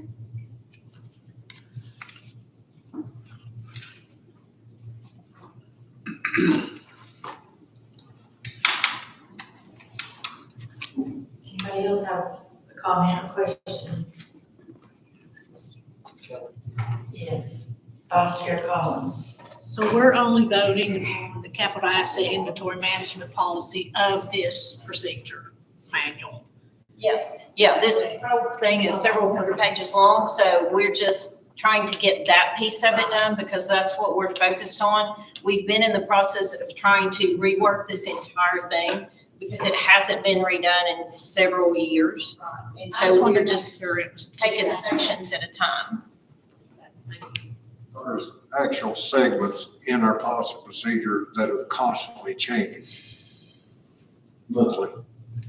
This was derived from our audit findings.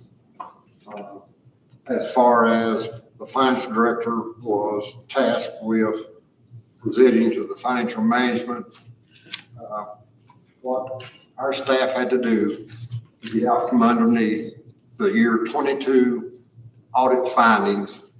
This is one of them was the capital asset inventory management because of there was no depreciation in our whatsoever. No records of when items were sent on gov deal or sold at auction.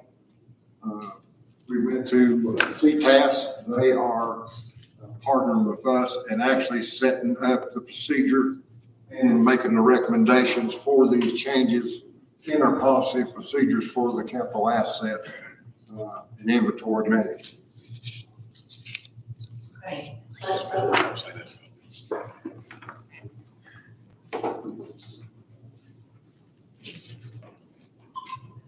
Danny Campbell, Yes. Paul Smith, Yes.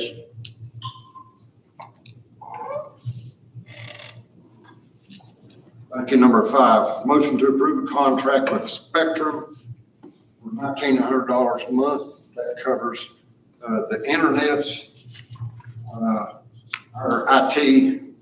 In the back, if you can give a better explanation of that for you. Yeah, that's, so right now we pay for 100 meg service at both here and at the Sheriff's Department. This will bring us to 1 gig, which is needed, especially at the Sheriff's Department. And part of that will be feeding, hopefully in the future, feeding redundant internet down to Mary's office after the Charter Spectrum outage that we had recently. The other issue that we're running with here at the courthouse is a phone system. We have already recognize where we're going to fund it from. But the system has to go in, if I understood your presentation right, that will even reduce our cost of operation. So right now, we took off the contracts, the voice lines, because the voice lines, if we change service here in the next few months, we don't want to be committed to a contract with Spectrum for the voice lines. So those would go away. One of the big things of what's being depleted is faxing. That's getting to be antiquated now. It's about like the ring type phone when I was a child. Yeah, between the city and the county, if you open the phone book up, there's so many fax lines that are being paid for on a monthly basis, and we barely use any of them. So it's been 30, 40 years we've been using it. It's ingrained in our system to have it. We feel like it's needed, and most of the people I talk to, they say they use it 2 or 3 times a year.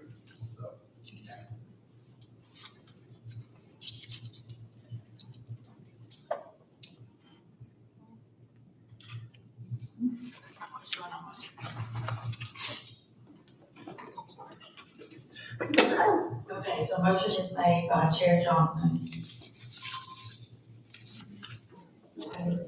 It says Gary Kemp up there, but on my screen, it's showing a different motion.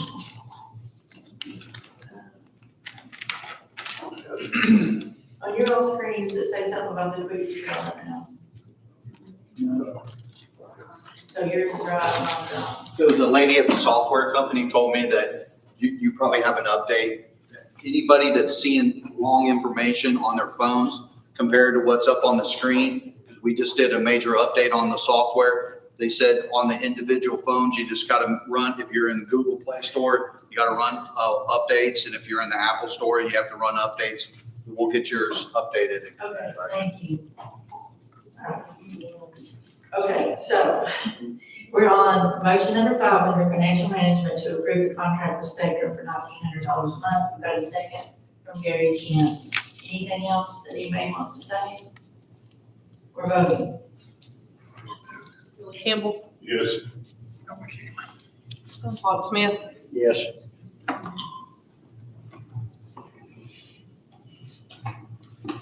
Carries. Next item, number 6, motion to approve the contract with Appalachian Business for the annual renewal of the Toshiba copier lease agreement for the planning and zoning department. Contract was in the amount of $5,621. It's also equal to $107.36 per month for 63 months. And this total contract is $20 less than the previous contract that it is taking place of. All right, it's seconded by Julie Quinn. Thanks, Bill. You have the floor. I was just wondering if the copiers are gonna be better. Is this they're gonna be the same or? Yeah, I can't help that. I don't know who did that. That is an upgrade though, right? Different color to black and white. Thank you. Okay, anybody else? Thank you, Danny, for bringing that up. All right, let's vote on the copier for planning. Billy Campbell, Yes. Todd Smith, Yes.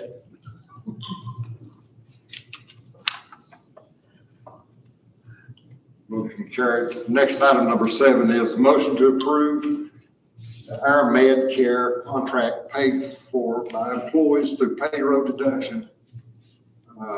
This is a contract that we had to agree on to let them use to be reimbursed out of their paychecks. It's not that we paid and we're not obligated to them in any way. You have a second from Kelly Collins. Any questions? Let's vote. Billy Campbell, Yes. Todd Smith, Yes. Motion carried. Number 8, motion to approve the contract with East Tennessee State University College of Medicine and Family Medicine for forensic pathology service. Second from Gary Kemp. Any questions? All right, let's vote. Billy Campbell, Yes. Mark Smith, Yes.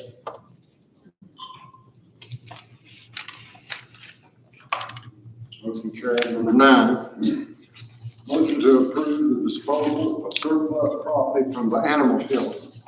To be sold on a gov deal. This is 2 vehicles, not operational. They're old.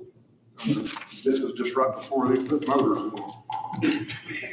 They're a public liability if you use them. Seconded by Daniel Deal. Any questions?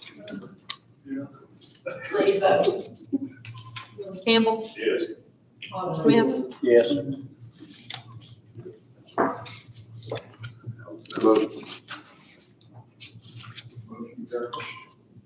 Item number 10 is a motion to approve the disposal of surplus property for the circuit court, school, and election office.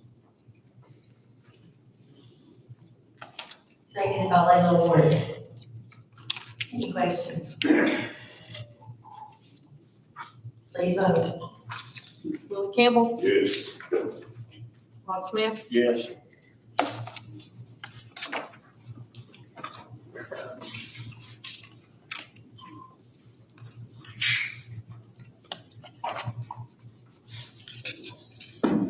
One more time over here.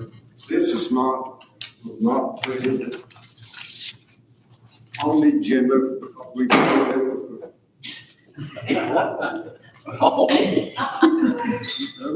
one hammered it. I decided to do it. All right. So you want me to sit down and shut up? Lou? No, go ahead.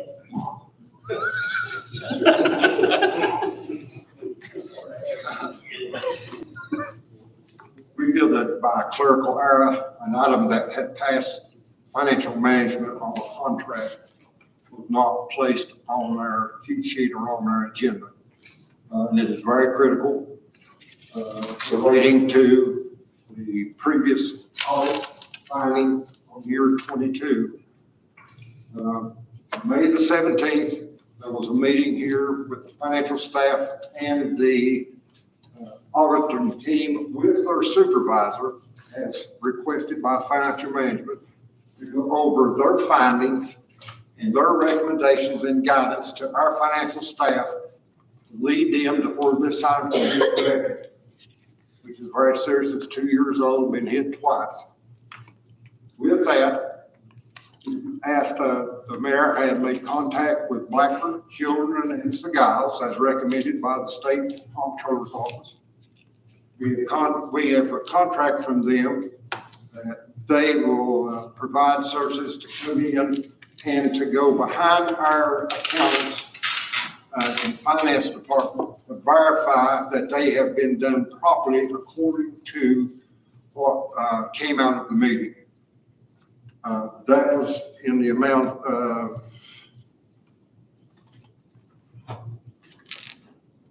not to exceed, the motion that came out on the floor was not to exceed a mark of $70,000. All right, that is a not to exceed. It's not an exact amount that we can put on it. There are 7 tiers to that, right, Doc Aco? 5 of them. And each one of those are the 101 accounts all the way through where they have to go into. Some of the accounts will be very minimal. But when they get to, if I remember right, when they get to the 5,000 mark on each one, they are to advise us, correct? Finance director?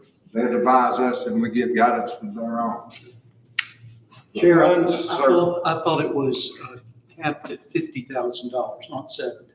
The original discussion was 70 and we changed it. Yeah, and we changed it. okay, not correct. Here is the motion. It is approved proposal Black Children's Giles using 10,000 from the other contract service line item in the commission's budget and the remaining 40,000 to be paid from the unassigned fund balance with the total not to exceed 50,000. The motion passed 7-0 in financial management.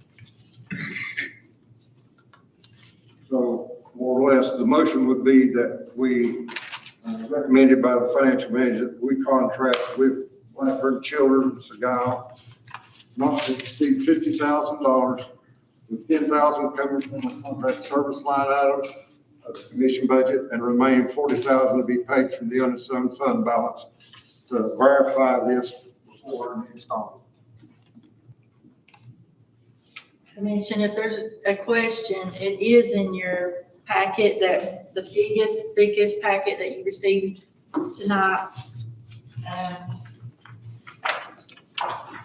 It comes before the financial policy and procedures manual. And the first page of it is letterhead from Blackburn Children's and Stegall.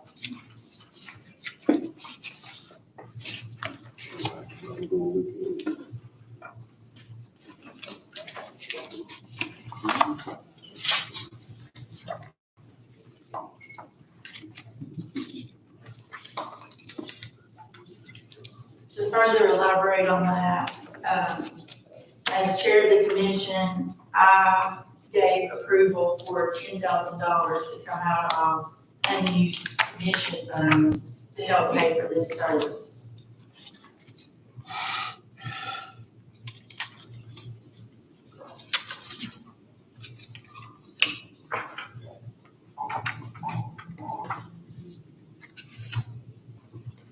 Now, one of the items that comes behind this, just for your information, and you all were indirectly involved, a visit from our comptroller, and some of his statements were released to the public. Gave a lot of the public doubts as to our proficiency in accounting for our funds, which that is not the truth, and it's been proven so far. But we still have to correct the books in the right place where the categories are for the money that they're looking. The only way that we can ensure that into the public is we bring in a neutral to go back. We're not to do anything to our accounting, our book. That's totally up to the finance department staff, which they are fully capable of doing. It's just the meeting of the 17th told us where the problems were, and they've never had one before, and they're supposed to have it at the end of every audit, which was never done. And remember, our staff was new. The only person we had here was one that's been here for 2 months. And this is year 22. So that is a safety valve for us commissioners, for the county, to where we can have the third set of eyes to verify things. So if it comes up again, then we have some insurance behind it. Okay. Chairman Johnson, are you putting that in the form of a motion? I did state it. Okay. The motion is made by Chair Johnson. Let's see if there's a second, and then it's. That was my question, was he making a motion so somebody could second it so we could move on? Well, you can't till he makes a motion. He says he did.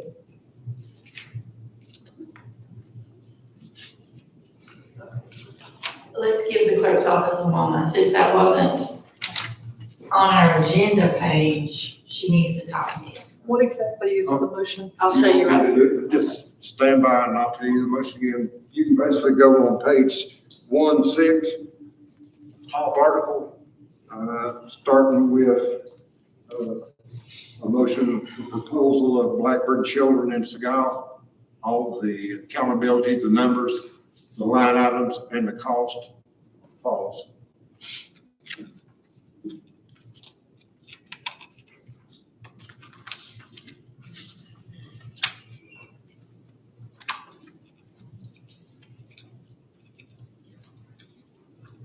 Commissioner Holden, did everybody get a humongous packet from financial management on the whole manual, or whatever it's called? It's on the computer. I know, but I saw him passing them all out, so I didn't know. I just been looking at Thomas's because I didn't know, the whole packet I didn't get. Still, yours is downstairs. When I come in, I see a bunch of different ones by the security. I'll pick it up now. There is. Okay. I know there were some still in the packets or in the boxes this afternoon when I went down there, but I didn't go down there and check before the meeting to see. That's fine. I didn't know if they requested. I'll pick it up. If you don't have capability computer-wise and you need a hard copy, the staff will be more than happy to assist you, not in the next couple of weeks. I think she made a copy for everybody. What?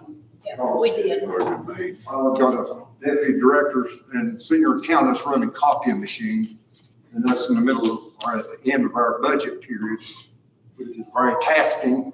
It's gonna be delayed, but it will get to you. They're already there. I just didn't know they were down there is what I'm saying. They are down there. They are down there. Thank you. Okay, so since we've had some questions and, things, I'm gonna read the motion as it was written on the minutes of the Financial Management Committee meeting. It's in bold print, like he said on page 6. The motion is to approve the proposal from BCS and use $10,000 from other contracted services line item in the commission's budget, and the remaining $40,000 to be paid from the unassigned fund balance, with the total not exceeding $50,000. We have a motion by Mr. Johnson, a second by Nancy Brown. Is there any questions or comments? Yes, Commissioner Hughes. Your motion has it stated not to exceed 70,000. Are you on page 6 and you're looking at the bold? Yes, but what she has typed in, the manual input that she has is to not exceed 70, and it doesn't have where it's supposed to come from as well. Got it wrong. Retop it.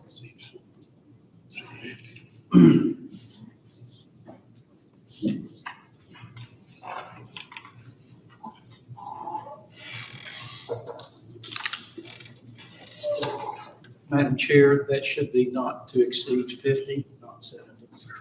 Yes, that's what Commissioner Hughes just said, and Gwen is working to fix Oh, it. I'm sorry. I didn't- That's okay, thank you.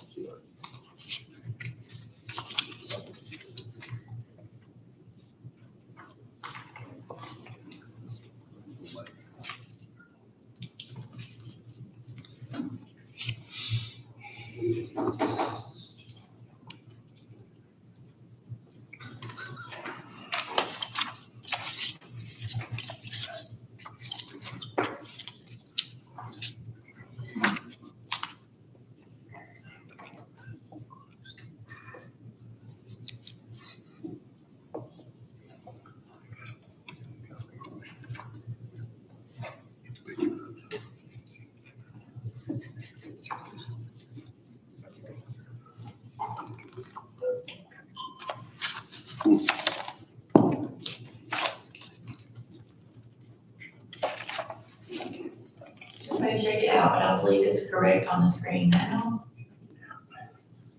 All right, one more call for questions. Anybody? All right, let's vote on this. Question. All right. One of our budget amendments that we just passed was for the year-end adjustments for the county commission. You took $2,200 out of other contracted services. There's only $10,000 in that line, and we've already just spent $2,200 of it tonight. That budget amendment was already approved before this was decided, so we couldn't change it, but we will rectify that on the 25th when we do additional budget amendments. So I was aware of that. We just couldn't change it because it was already approved to go through commission. So that will be corrected on the 25th. And the additional 40,000, why is that not coming out of the finance department's budget? That comes out of the unassigned fund balance. Yes. But why is it not coming out of the finance department's budget? We don't have it. I'm showing an unencumbered balance of $194,548.05. Are we at the end of the year? No, at the end of last month. No, but I say, are we at the end of the year? And some of the stuff in the finance department was actually moved to another department to help them out. That was the decision of the committee to do it that way.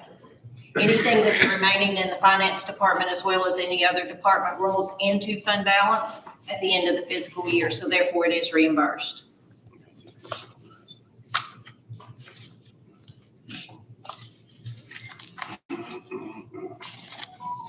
This motion has $10,000 coming from a line that we don't have $10,000 in. Which will be corrected on the 25th of June when we have the next set of budget amendments. But that could not be done because that budget amendment had already been approved, so it could not be changed. I completely agree with that. I completely agree that that's how it's gonna have to be done, but how can we in good faith vote on this to move $10,000 out of something that does not have $10,000 in it?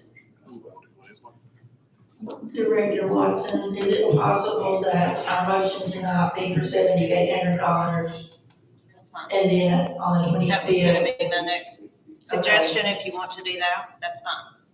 If that works for the finance department? Yes, that will be fine. That's what I'm gonna suggest. And what are we suggesting? Well, I mean, I really can't do that. But when you all was to ask Chairman Johnson to do such a thing, he can amend the motion. The amendment is to do what? Because we had that earlier budget amendment that had already been approved, so we can't change it. And I was going to fix it on the 25th. They're saying to reduce it now with the budget amendment, and then we'll still fix it on the 25th, basically. Make that satisfactory. That's fine. So make the amendment to do this second. Change the 10,000. $7,800. 7,800. Okay, so that does beg the question, are we leaving the $40,000? Are we changing it to $42,200? That would have to be changed to 42,700, 42, what? 42,200, I believe. 42,000. Misuse, is that right? Did you say there's 2,200 already taken out? So, yeah, we have to add 2,200. 47 is what we can find right now, and then find 2,200 somewhere else. So that's the other way to do it. You can The either, easiest way, it all goes to the Take it out. unassigned fund balance. You don't run- Take all 50,000 out of the unassigned fund balance. Then that way there's no question. When it's left over at the end of the year, it goes back in the same pot. Back in there. One reimburses the other. okay, so will you please Yes. restate the Rephrase that. amendment? The amendment. Motion approved, proposed by Blackburn Children's Gal in the amount of $50,000 from the unassigned fund balance. It'd be not to exceed $50,000. Commissioner Brown, do you accept that amendment? Okay.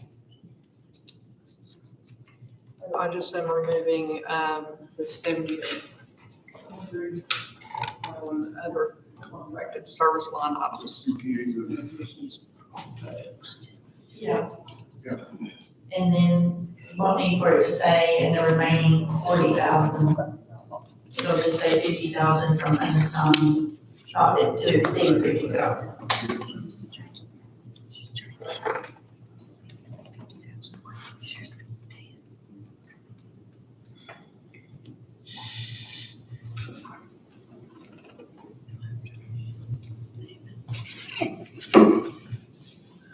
Okay, motion to approve the proposal from Blackburn Children's Hospital for $50,000 to be paid from the unassigned fund balance, with the total not exceeding $50,000. Okay, now,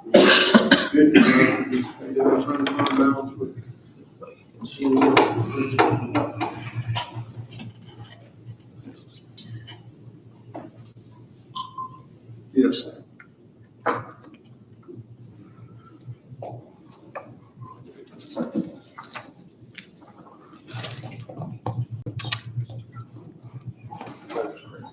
all right. Does anybody have any other comments or questions?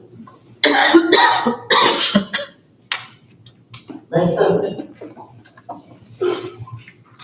Campbell, Yes. Mark Smith, Yes.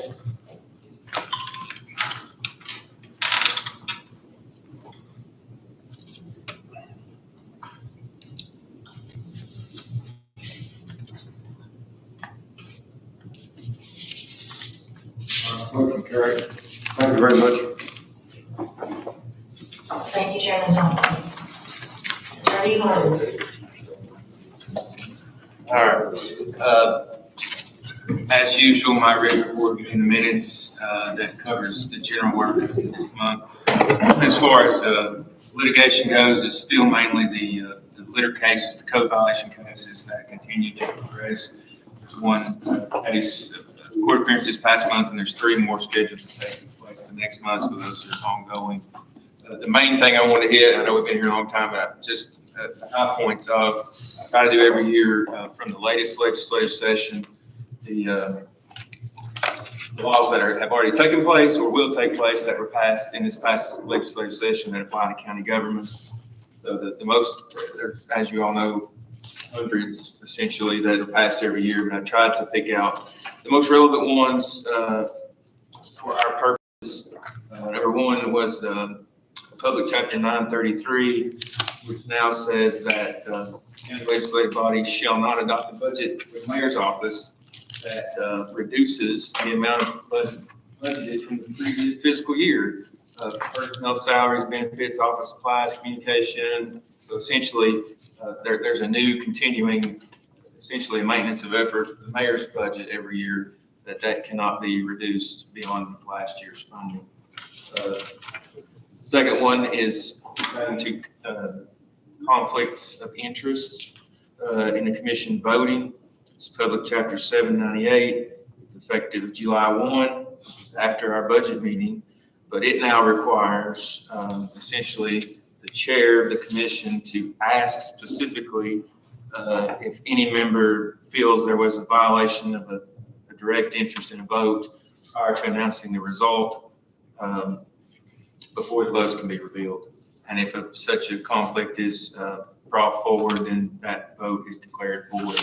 So that's different from the current procedure, which essentially says no matter if they voted in conflict or not, if nobody raises it before the next item of business, it's over. So that changes that procedure. And like I said, it's not effective till July 1, so it's actually after budget votes if they're all approved at the next meeting.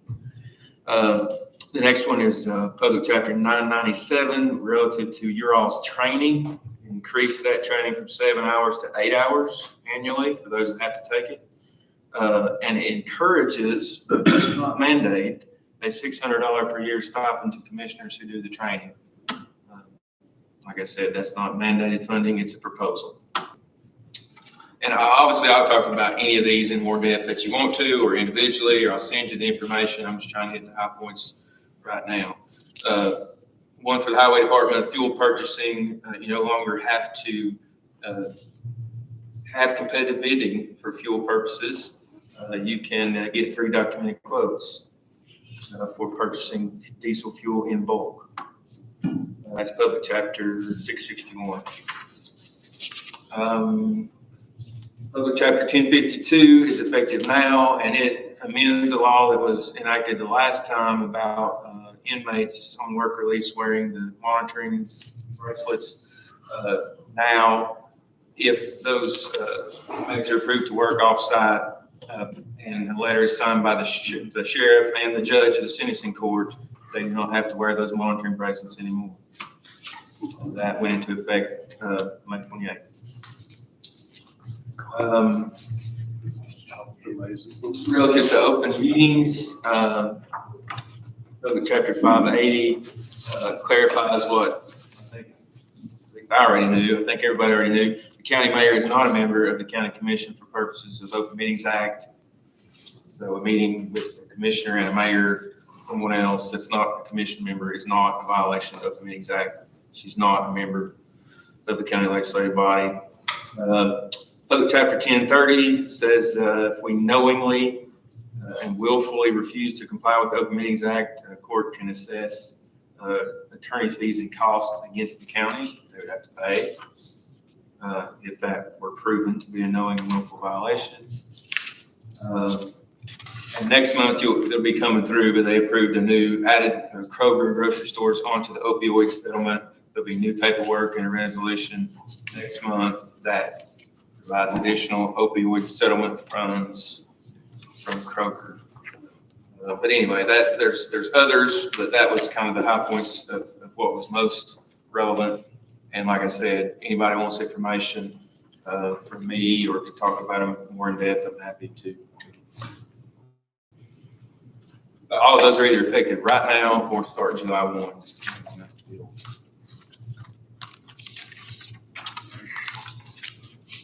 But other than that, nobody's got any questions. That's it. Does anyone have questions for our attorney? Jason Clausen. A question about the Little Milligan School. If the county or the school board lets a 501c3 lease that from, is there any liability on us or anything that we're responsible for? No, as county commission knows, sir, that's owned by the Board of Education. So that's between them and the lessee. Anybody else have an attorney question?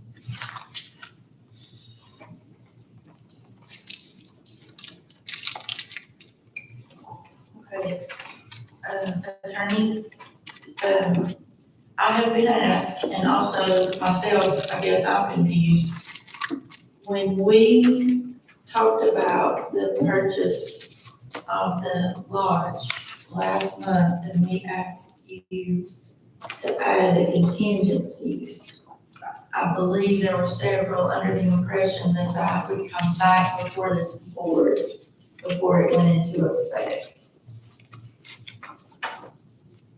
I guess you'll have to call me confused on that one. That wasn't the way I understood it. I understood it that I was supposed to draft the contract with those contingencies to be approved as soon as possible, and that's what we did. So yeah, if that's what you voted on, that's my mistake. That's just not the way I understood it. Madam Chair. Yes. Councilor, wasn't it in the discussion on the floor, the thing that when you wrote that document, that they had to show proof of particular items which we had knowledge of, there was deed copy because it was two lots, and that they had X amount of days to complete that. Our offer is off the table. Yes. Was that not the intent? Yeah, and that's what I put in here. Yeah, that 60 days from the date of execution, I think, that they had to complete those title issues, meet all the contingencies, supply the survey, which they've supplied a survey now. We have the ability to inspect it, even though that's never specifically came up since there was talked about the informal inspection. I think that the maintenance department did, with all this time, the offer was made, there was never a formal inspection, but I put an inspection period in there anyway, in case it wanted to be done. But the contingencies of clearing the title and being able to convey the property without title exceptions, all that's in here. 90 days, I'm sorry, it's 90 days from the date this contract was effective. But as we kind of covered last month, essentially we had an offer and an acceptance in public records already between our minutes and theirs. It was decided that we wanted to have a contract to formalize that agreement, which is fine. And I tried to meticulously list all the contingencies, and we went through those specifically, what was to put in there, and I felt like I put them in there. But certainly I understood it to mean we wanted to get it signed as soon as possible because the clock was ticking and time was going by and nothing seemed to be happening. So it was kind of an incentive. But that's the way I understood it, and that's what I did. If that was a mistake, I apologize. That's my mistake. Okay, Danny. Yeah, shouldn't this contract, I was under the understanding we'd have a draft, and shouldn't this contract go through financial management since it's over $10,000? Well, again, you've already done this. I mean, the formal offer to purchase this property for $510,000 has already been made and voted on in this body months ago.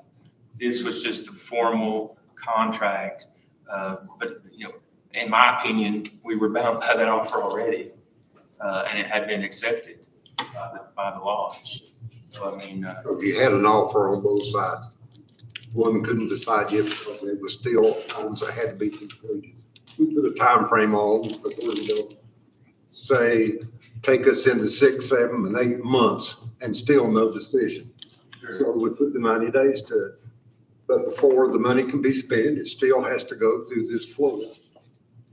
Yeah, I've been saying the floor already voted. So if it's signed or what everybody's intent is, they can't get it until the funds is cleared by this commission.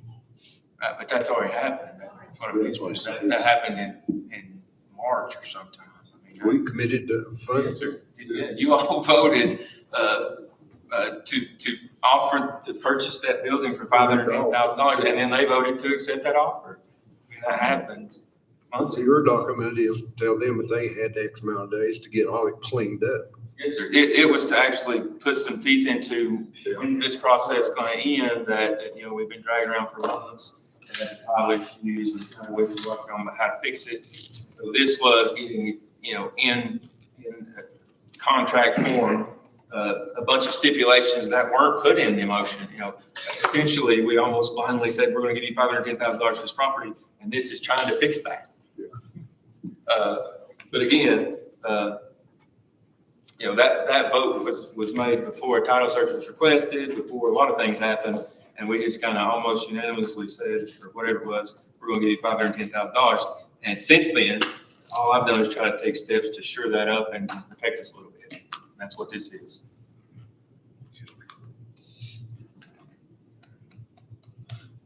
Okay, one follow-up question. So we are still in an inspection period until July the 2nd, by the terms of this contract? Yes. Dr. Ago. Well, if we're still in that time frame, I would strongly recommend that we have a commercial real estate inspector in their purview, to go into the building, give us a report about where we are in the process, how is are we gonna have to have a structural engineer, what about water in the basement, et cetera, et cetera. So I guess Madam Chair, I would like a motion that we find a commercial real estate inspector to protect our interest and make sure that that building is sound. I think Mr. Hughes spoke tonight and with some questions about the HVAC system. I know there's, as I said, water. So to protect our investment, if we go through with this, I think we have to have something on paper from a licensed commercial real estate individual inspector to make sure that we're on the right foot. I'm not disagreeing with you. I'm just saying we were committed to it without any inspection period until we get this contract. And now we actually have one. But all that stuff was talked about in committee, that inspection's done. And like I said, the vote was made in committee and came to full commission, and the offer was made to purchase. Certainly, if you all want an inspection, by all means, get it done. And, that's why I put the language in there about these contingencies. So if there are things that are found and the defects aren't cured, that we're not bound by this contract. If they can't cure the defects in title, we're not bound by this contract. The offer was made without any of those conditions.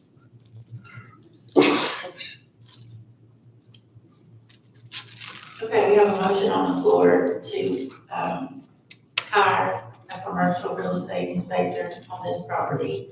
Is there a second to that motion? Second. Let's pause just a moment and let Ms. Gwen get this copied in. Real estate Inspector.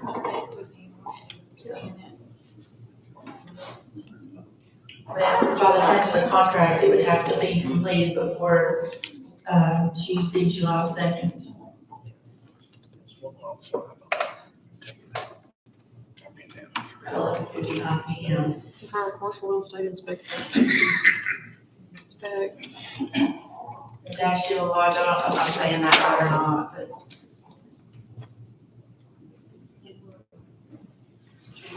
Second. at 11:59 PM, yes. Or 11:59 PM. Hang on a second.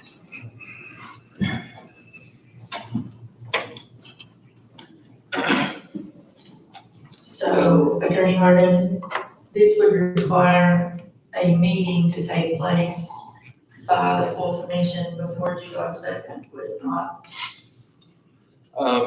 Unless, you all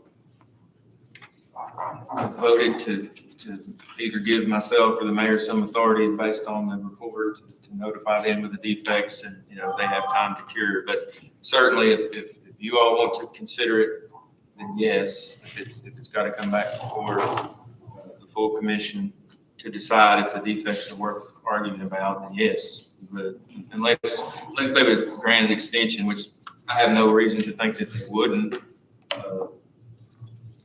grant additional time if we had an inspector engaged. But again, I can't speak for them. Okay. To be safe, yes, it'd be great if we have everything considered before the second. All right. Commissioner Johnson. Madam Chair, my question is based on where the funds are coming from as far as purchase of the building. And we take legislation to go in and make an inspection. Where are the funds going to come from to pay for that? From the archives money or?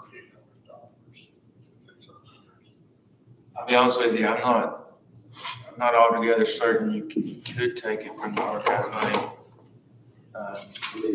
We have total authority to spend whatever, but it would be best to go back at least to their committee. Wouldn't you think? Again, that's, it's not truly, I don't know, I guess you could tie it to the preservation of records. If you're inspecting the actual building that you're going to use for it, but, I don't know. That's questionable. Certainly, you can take it out of the fund balance.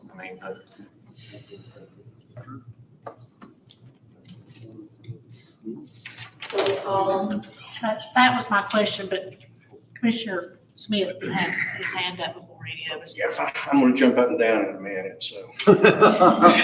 Okay, Commissioner Smith. I just want us all to take a second and look what we're doing.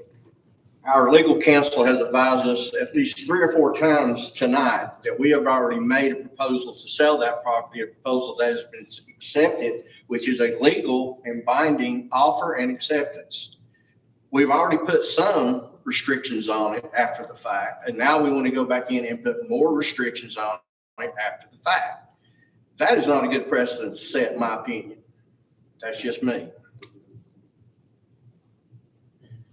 Either we're going to listen to our counsel or we're not.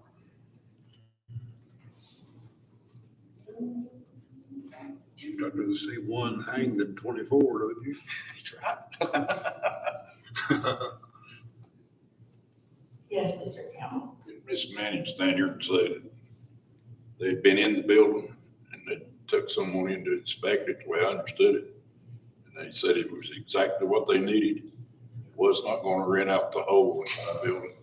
They were just going to use that certain part, but they would let other offices come in behind that. Yeah, I don't think they can do that, but it certainly was vetted through committees. I know that I think the maintenance staff here did an inspection. There was, all that was discussed. The proposal came forward to buy it, and it was passed through this commission. Like I said before, there was any ask to do a title search or to do an inspection, or to do anything, draw a contract, and essentially we had a vote on the floor to do it, and that's what happened. And like I said, since then, it's been kind of twisted in the wind a little bit, because after the fact, we discovered the title issues. And so all these contingencies were directed to be put in the form of a contract that bound both sides we still wanted to be in it, and we discussed all this, and we wanted them to do their end. You know, like I said, every time it comes up, there's a new catch that I'll do whatever you all tell me to do. I try to do my level best to do it. But, yes, I mean, we're kind of reaching a deal and then working out the terms later. Or before the horse or whatever you use. I agree with this. Done that.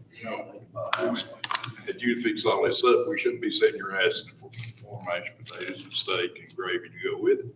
I mean, you drawed up what you needed, and that's exactly what we fed you. And you did your job.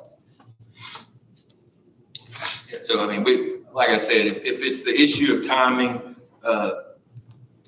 I would think, and I could certainly ask tomorrow, and I'll prepare an amendment to say we got more time to do an inspection. I mean, but we've literally had this entire calendar year to do an inspection, and it wasn't important until now.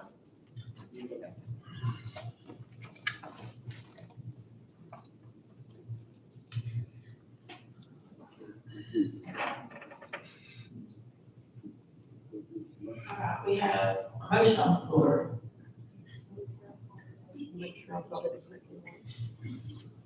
Yes. Commissioner Echo, she's asking for a repeat of the motion you made. Ms. Gwen needs a repeat of the motion. That we have a licensed commercial real estate inspector inspect the National Lodge. Is there a time limit?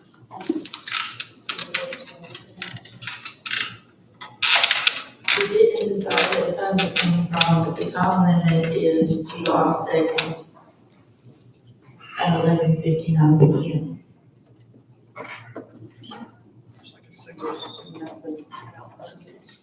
No, it would have to be decided where the money's coming from.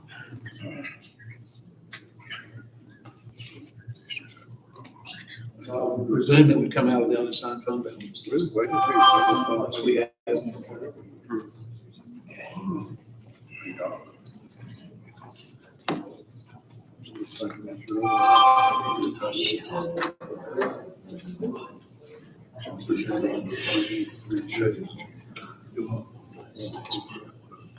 So that motion does not have a second. I'll second it. That's right. You did. Dan Hill seconded it.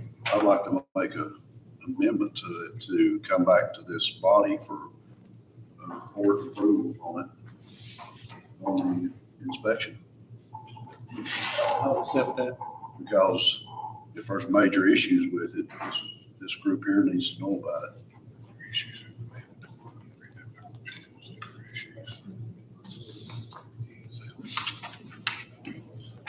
I understand this right, that through his motion, that this has to be done by July the 2nd. And then that may call you as the chair to make a decision for a special call meeting for it, because we don't have anything on July the 2nd. That's in another fiscal year. Not to mention trying to get it on someone's schedule who is reliable to do that. It's not gonna happen. Mayor Whitby. Just a couple of questions. Who's responsible for doing the inspection? Where's the money coming from? And inspections right now are about 6 months out. So we gotta, before we start making motions and assigning all this, who's responsible? Is it the Masonic Lodge? Is it my office? I mean, nobody's asked, they're just putting motions out. I just need to know kind of some direction. And right now inspections are at least 6 months out for scheduling.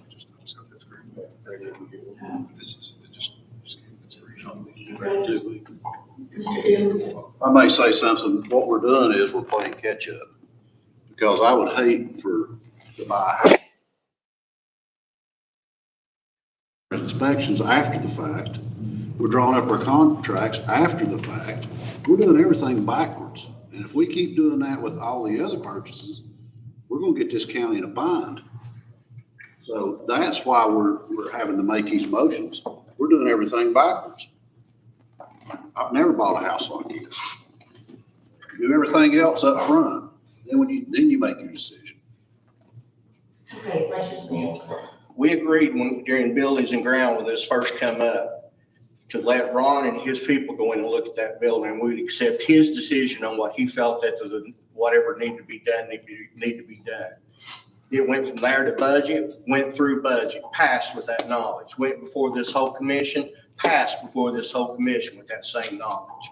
Now we're backing up. Now I get what Commissioner Deal's saying, but it's one thing to back up 2 steps, so we're gonna be backing up 1.5 years by the time we get to the end of this thing. I get it, but we have done everything we can short of what's being requested now. And like the mayor said, if you can find someone to do it, you're looking at 6 months out. We're not gonna have it, we're gonna price ourselves out of even being able to purchase if they want to sell it to us by then. So my opinion is we're making a decision right now, do we want to buy it or not? That's what it's gonna come down to.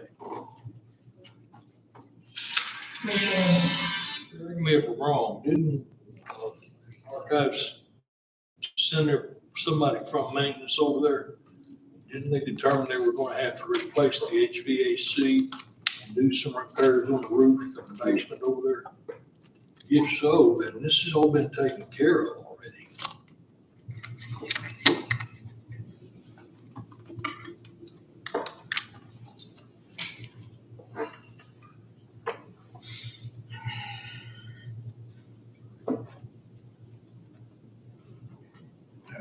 Vice Chair Collins, I'm gonna ask you to kind of chair the meeting.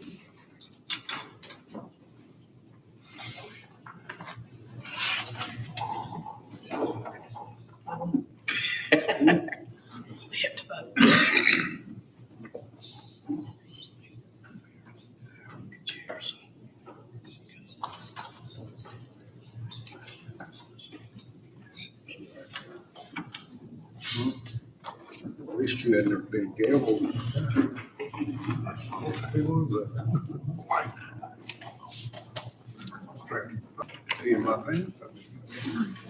Permission to speak? Yes. Okay. As a real estate professional, I just want to share with you my experience and my training. It is always instruct the buyer potentially to buy that they get a home inspection. I put myself in a very liable position if I tell a client otherwise. So I'm not trying to assign blame, but I would say in a perfect world, when this came through, I'm assuming Archives first, that I think they should have thought about an inspection. When it went through Building and Grounds, I think Building and Grounds should have thought about an inspection. It is not the same to have 2 skilled men that we all respect and think the world of to go into that building and give us an opinion. That is not the same as hiring an inspector that is trained to do that. In residential home inspection, I mean, the books of material that they have to memorize to pass their exam is very substantial. I would imagine someone that's certified in commercial would have even more training required. I don't deal mostly with commercial. I deal mostly with residential. But residential home inspectors are easy to get right now. So I don't know if it's that different in the world of commercial, but I could probably call a home inspector when I get home tonight.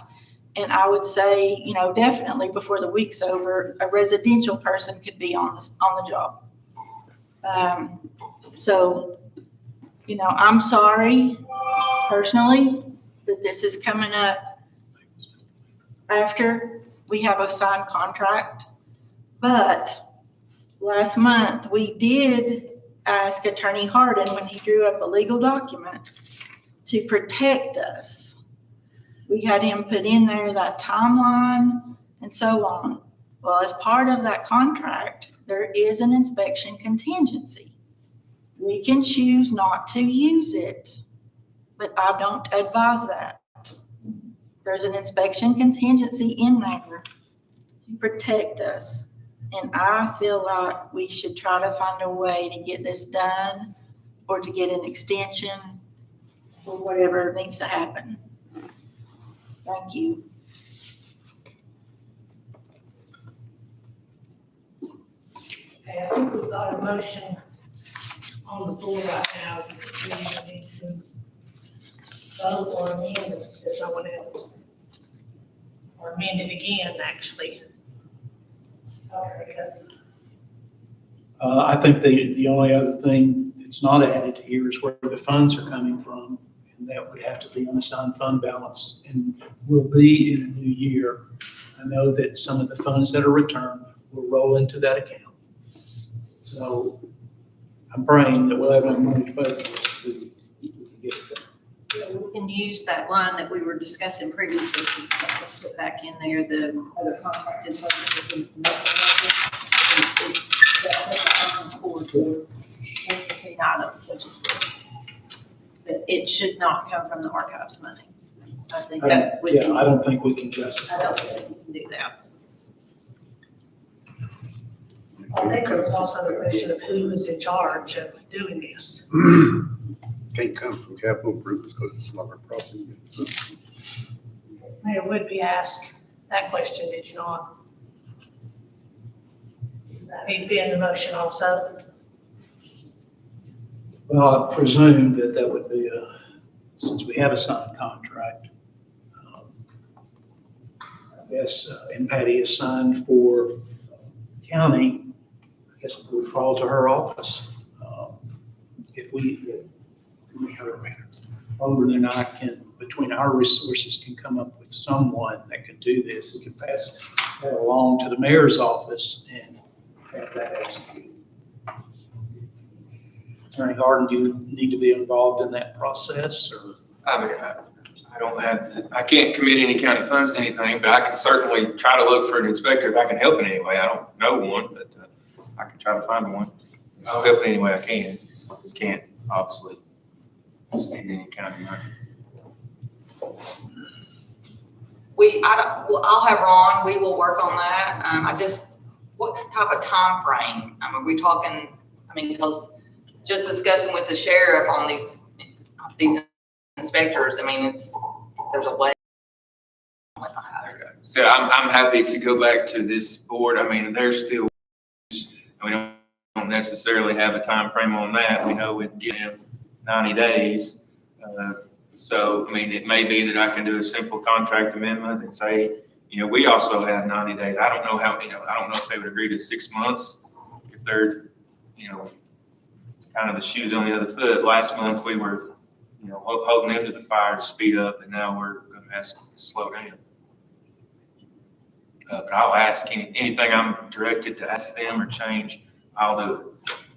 Like I said, the original letter I wrote, so that the original commission vote was on February 20th to buy this. And then I sent a letter, after the fact saying, our offer was contingent upon all these things, when that really wasn't any motion that was made. I was trying to protect us a little bit and say we had a due diligence period to do an inspection and to make sure we could get clear title. And that was in March. So here we are more than 3 months later after this. And, like I said, I have no idea. I'm not an inspector. I don't know an inspector, or how quickly they could get here, how quickly we could get a report. The contract as written says, if we find objectionable items, that we can cancel the contract, or we can ask them to rectify the conditions for the closing. So, if we can get a report, and if anybody can look at it and see there are issues, I can send a notification and say, hey, these are the issues that were found. We're expecting these items to be addressed. And if it's something they're not going to be willing to address and cure before closing, then that gives us the way to rescind our offer.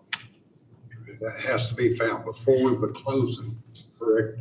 The issues are supposed to be found and alerted to them by July 2nd.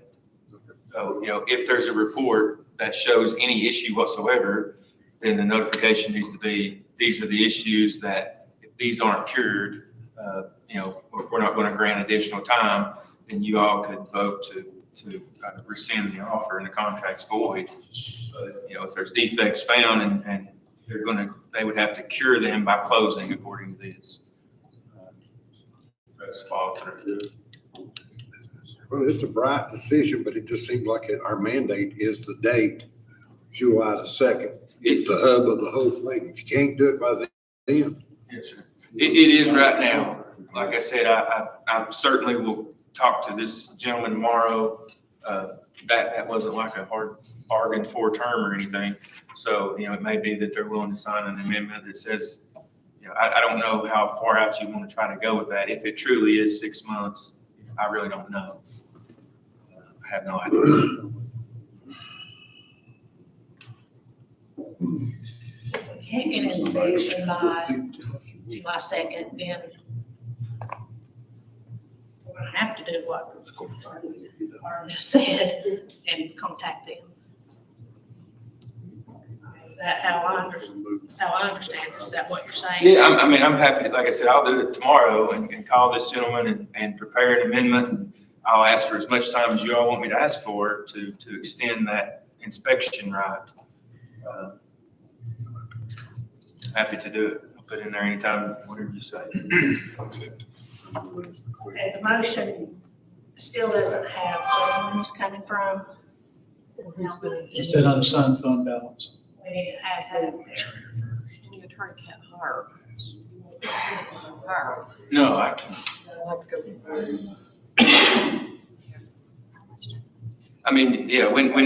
When the appraisal was done, it was, you all authorized the mayor to get the appraisal done and she got it. So certainly you could authorize to hire an inspector. I have no idea how much that costs. Unassigned fund balance. Well, if we're gonna get it done before June 30th, then it can come from the line item of other contracted services and commission budget, but we cannot appropriate money in next year's budget that hasn't even been passed yet. So I don't know the timing of it, so that's a. Just has to be committed before the end of the fiscal year. So probably the safest thing to do would be to do it from unassigned fund balance, because we can't commit money out of a budget that's not been passed yet. So I just need to put in the motion, funds to come from commissions, other contracted services if completed by June 30th. Otherwise, Otherwise, unassigned fund balance, sorry. I don't see anyone. Or you can just do it from unassigned fund balance. It's whatever you want to decide. That's your own decision. I'm just making a recommendation. I think Dr. Acuff said that in his motion, did you not? To come from unassigned. Well, the discussion is, Madam Chair,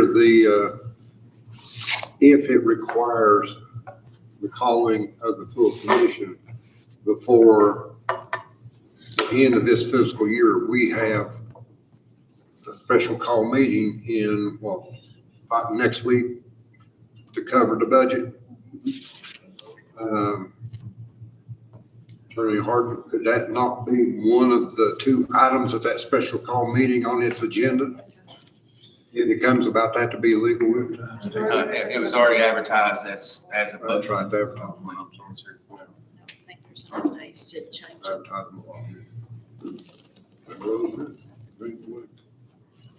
And to defeat.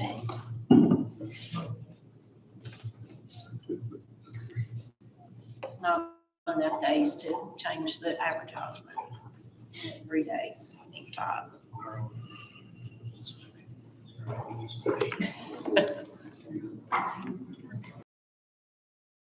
Meeting for this purpose by first or second, but it's just whether or not the action's going to be done or not.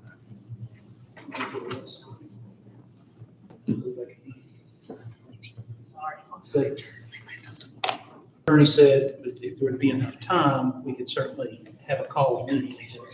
There is enough time. If an inspection is done. Yeah, but we don't know until we contact somebody. You can always cancel the meeting. Right, yeah, you can announce a special call meeting for July 1st or 2nd tonight. And if you cancel it, you cancel it. That's no problem. And then if the inspection is not gonna happen, it's not gonna happen. Yeah. But again, like I said, as of tomorrow, if this guy answers the phone, I'll be working on extending that time to whatever time you all tell me to extend it to. Would I be out of order to speak? Yes. Yeah, you can't speak. What? You can only speak during public comments, correct? Yeah, right now, we're right in the middle of a motion still, so. You need to read it. It's not up there now.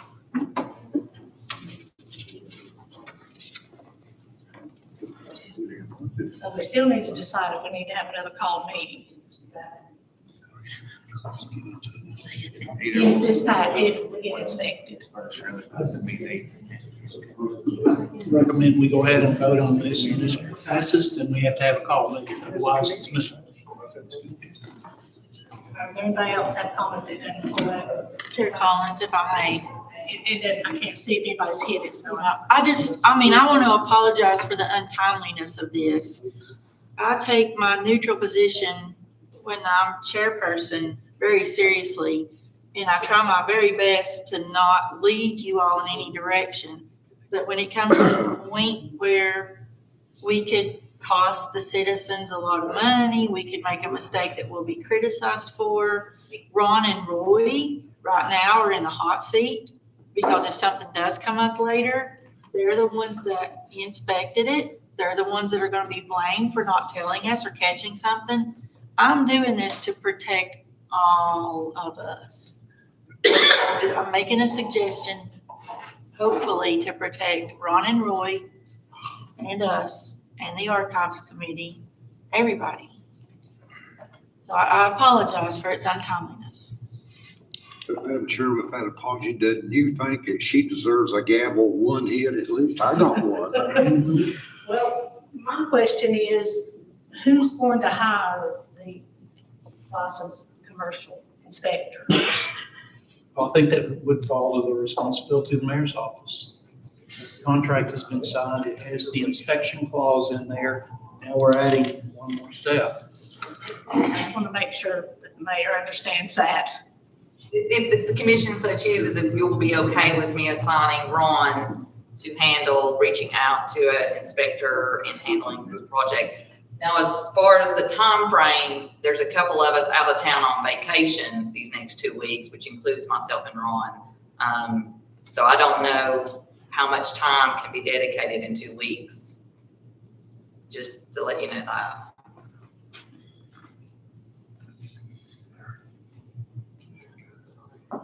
Yes. Well, he is, our county attorney is going to try to reach out to him to get an extension.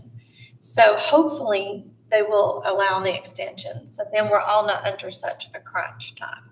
So we all can be in prayer for that part. And so if there's a way that if you do hear from them, if you could message the commission to let us know you are able to reach him and there is an extension, I think then that would be plan A. And then plan B is if you don't get the extension, then we have this time frame. If people's going to be out of town, could it not be who is chair of building and grounds be the person that would be a person that could help line up a building inspector? That would be Commissioner Cable. If the mayor is going to be out of town and we have Ron going to be out of town, would it not fall back upon the chair of building and ground that could work that out to help find an inspector? I'm out of town the last week, actually. But you're out, like now, calling to start trying to find an inspector immediately. Just vote. be moved. You're not gonna find anything, I'm telling you. Dear Lord, I'll call somebody just offered to call somebody. Everybody's. If there's no more discussion, I mean, if there's a motion second on the floor, I believe. Okay, let's Let's go ahead and take a vote then, if there's nobody else.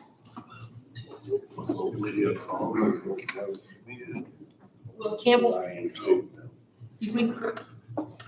What was your vote, Mr. Campbell? No. Todd Smith? No. May I voice vote, please? I'm gonna pull it either. Oh, yes. I mean, yes, I'm gonna pull it up. Yes. You want to vote on Robert? You get the sign quick. Sorry. The whole job.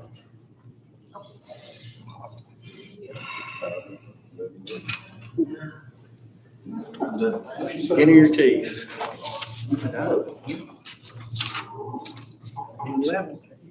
It fails. 11's a failure. Tie is not. But it's a failure. Here, Mayor. Motion did not pass. Mayor,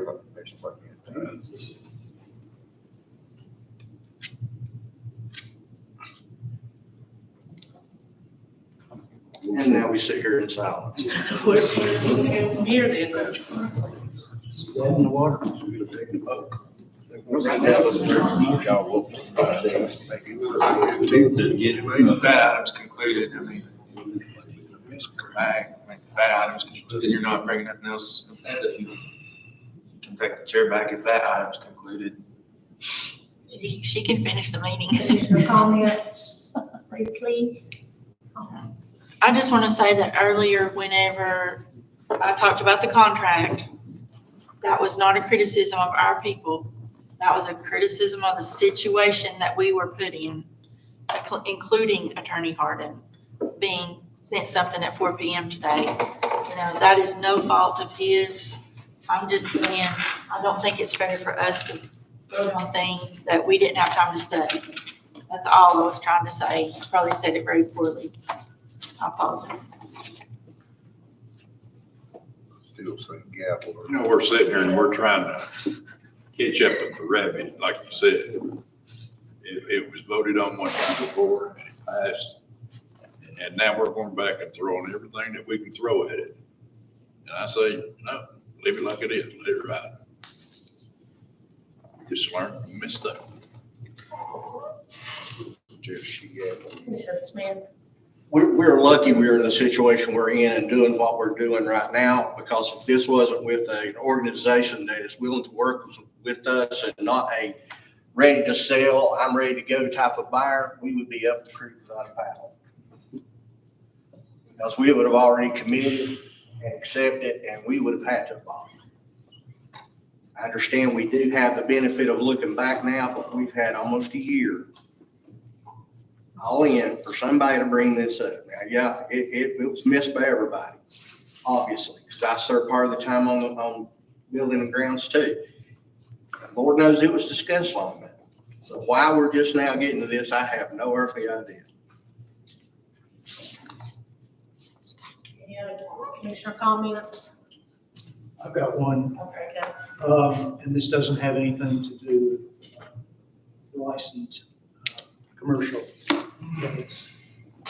On August 29th, 2024, the Boys and Girls Club of Elizabeth and Carter County will have their Learning Futures dinner. For that night, Jackie Joyner Kersey is going to be our keynote speaker. If you don't recognize her name, she is a 6-time Olympic medalist in track and field. She grew up in East St. Louis and was a Boys and Girls Club member, so she understands what we do. I have 16 seats. 4 of those are already spoken for. I've got 12 seats left. So any commissioner and significant other that wants to go, you need to let me know. Cost you nothing.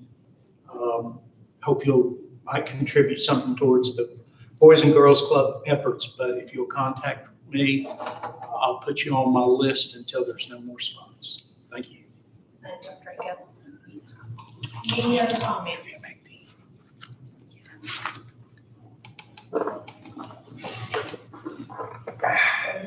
Make a motion. Make a motion, we adjourn.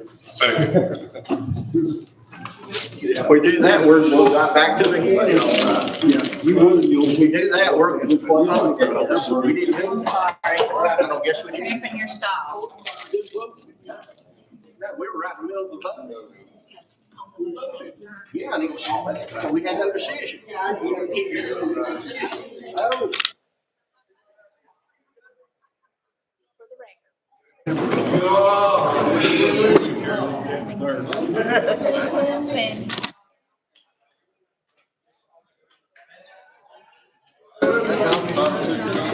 Got a dolly in there if you need a hand.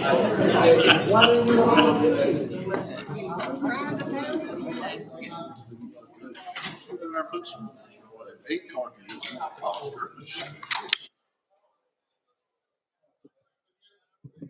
Tommy, baby. Yeah, he's looking like it's out house.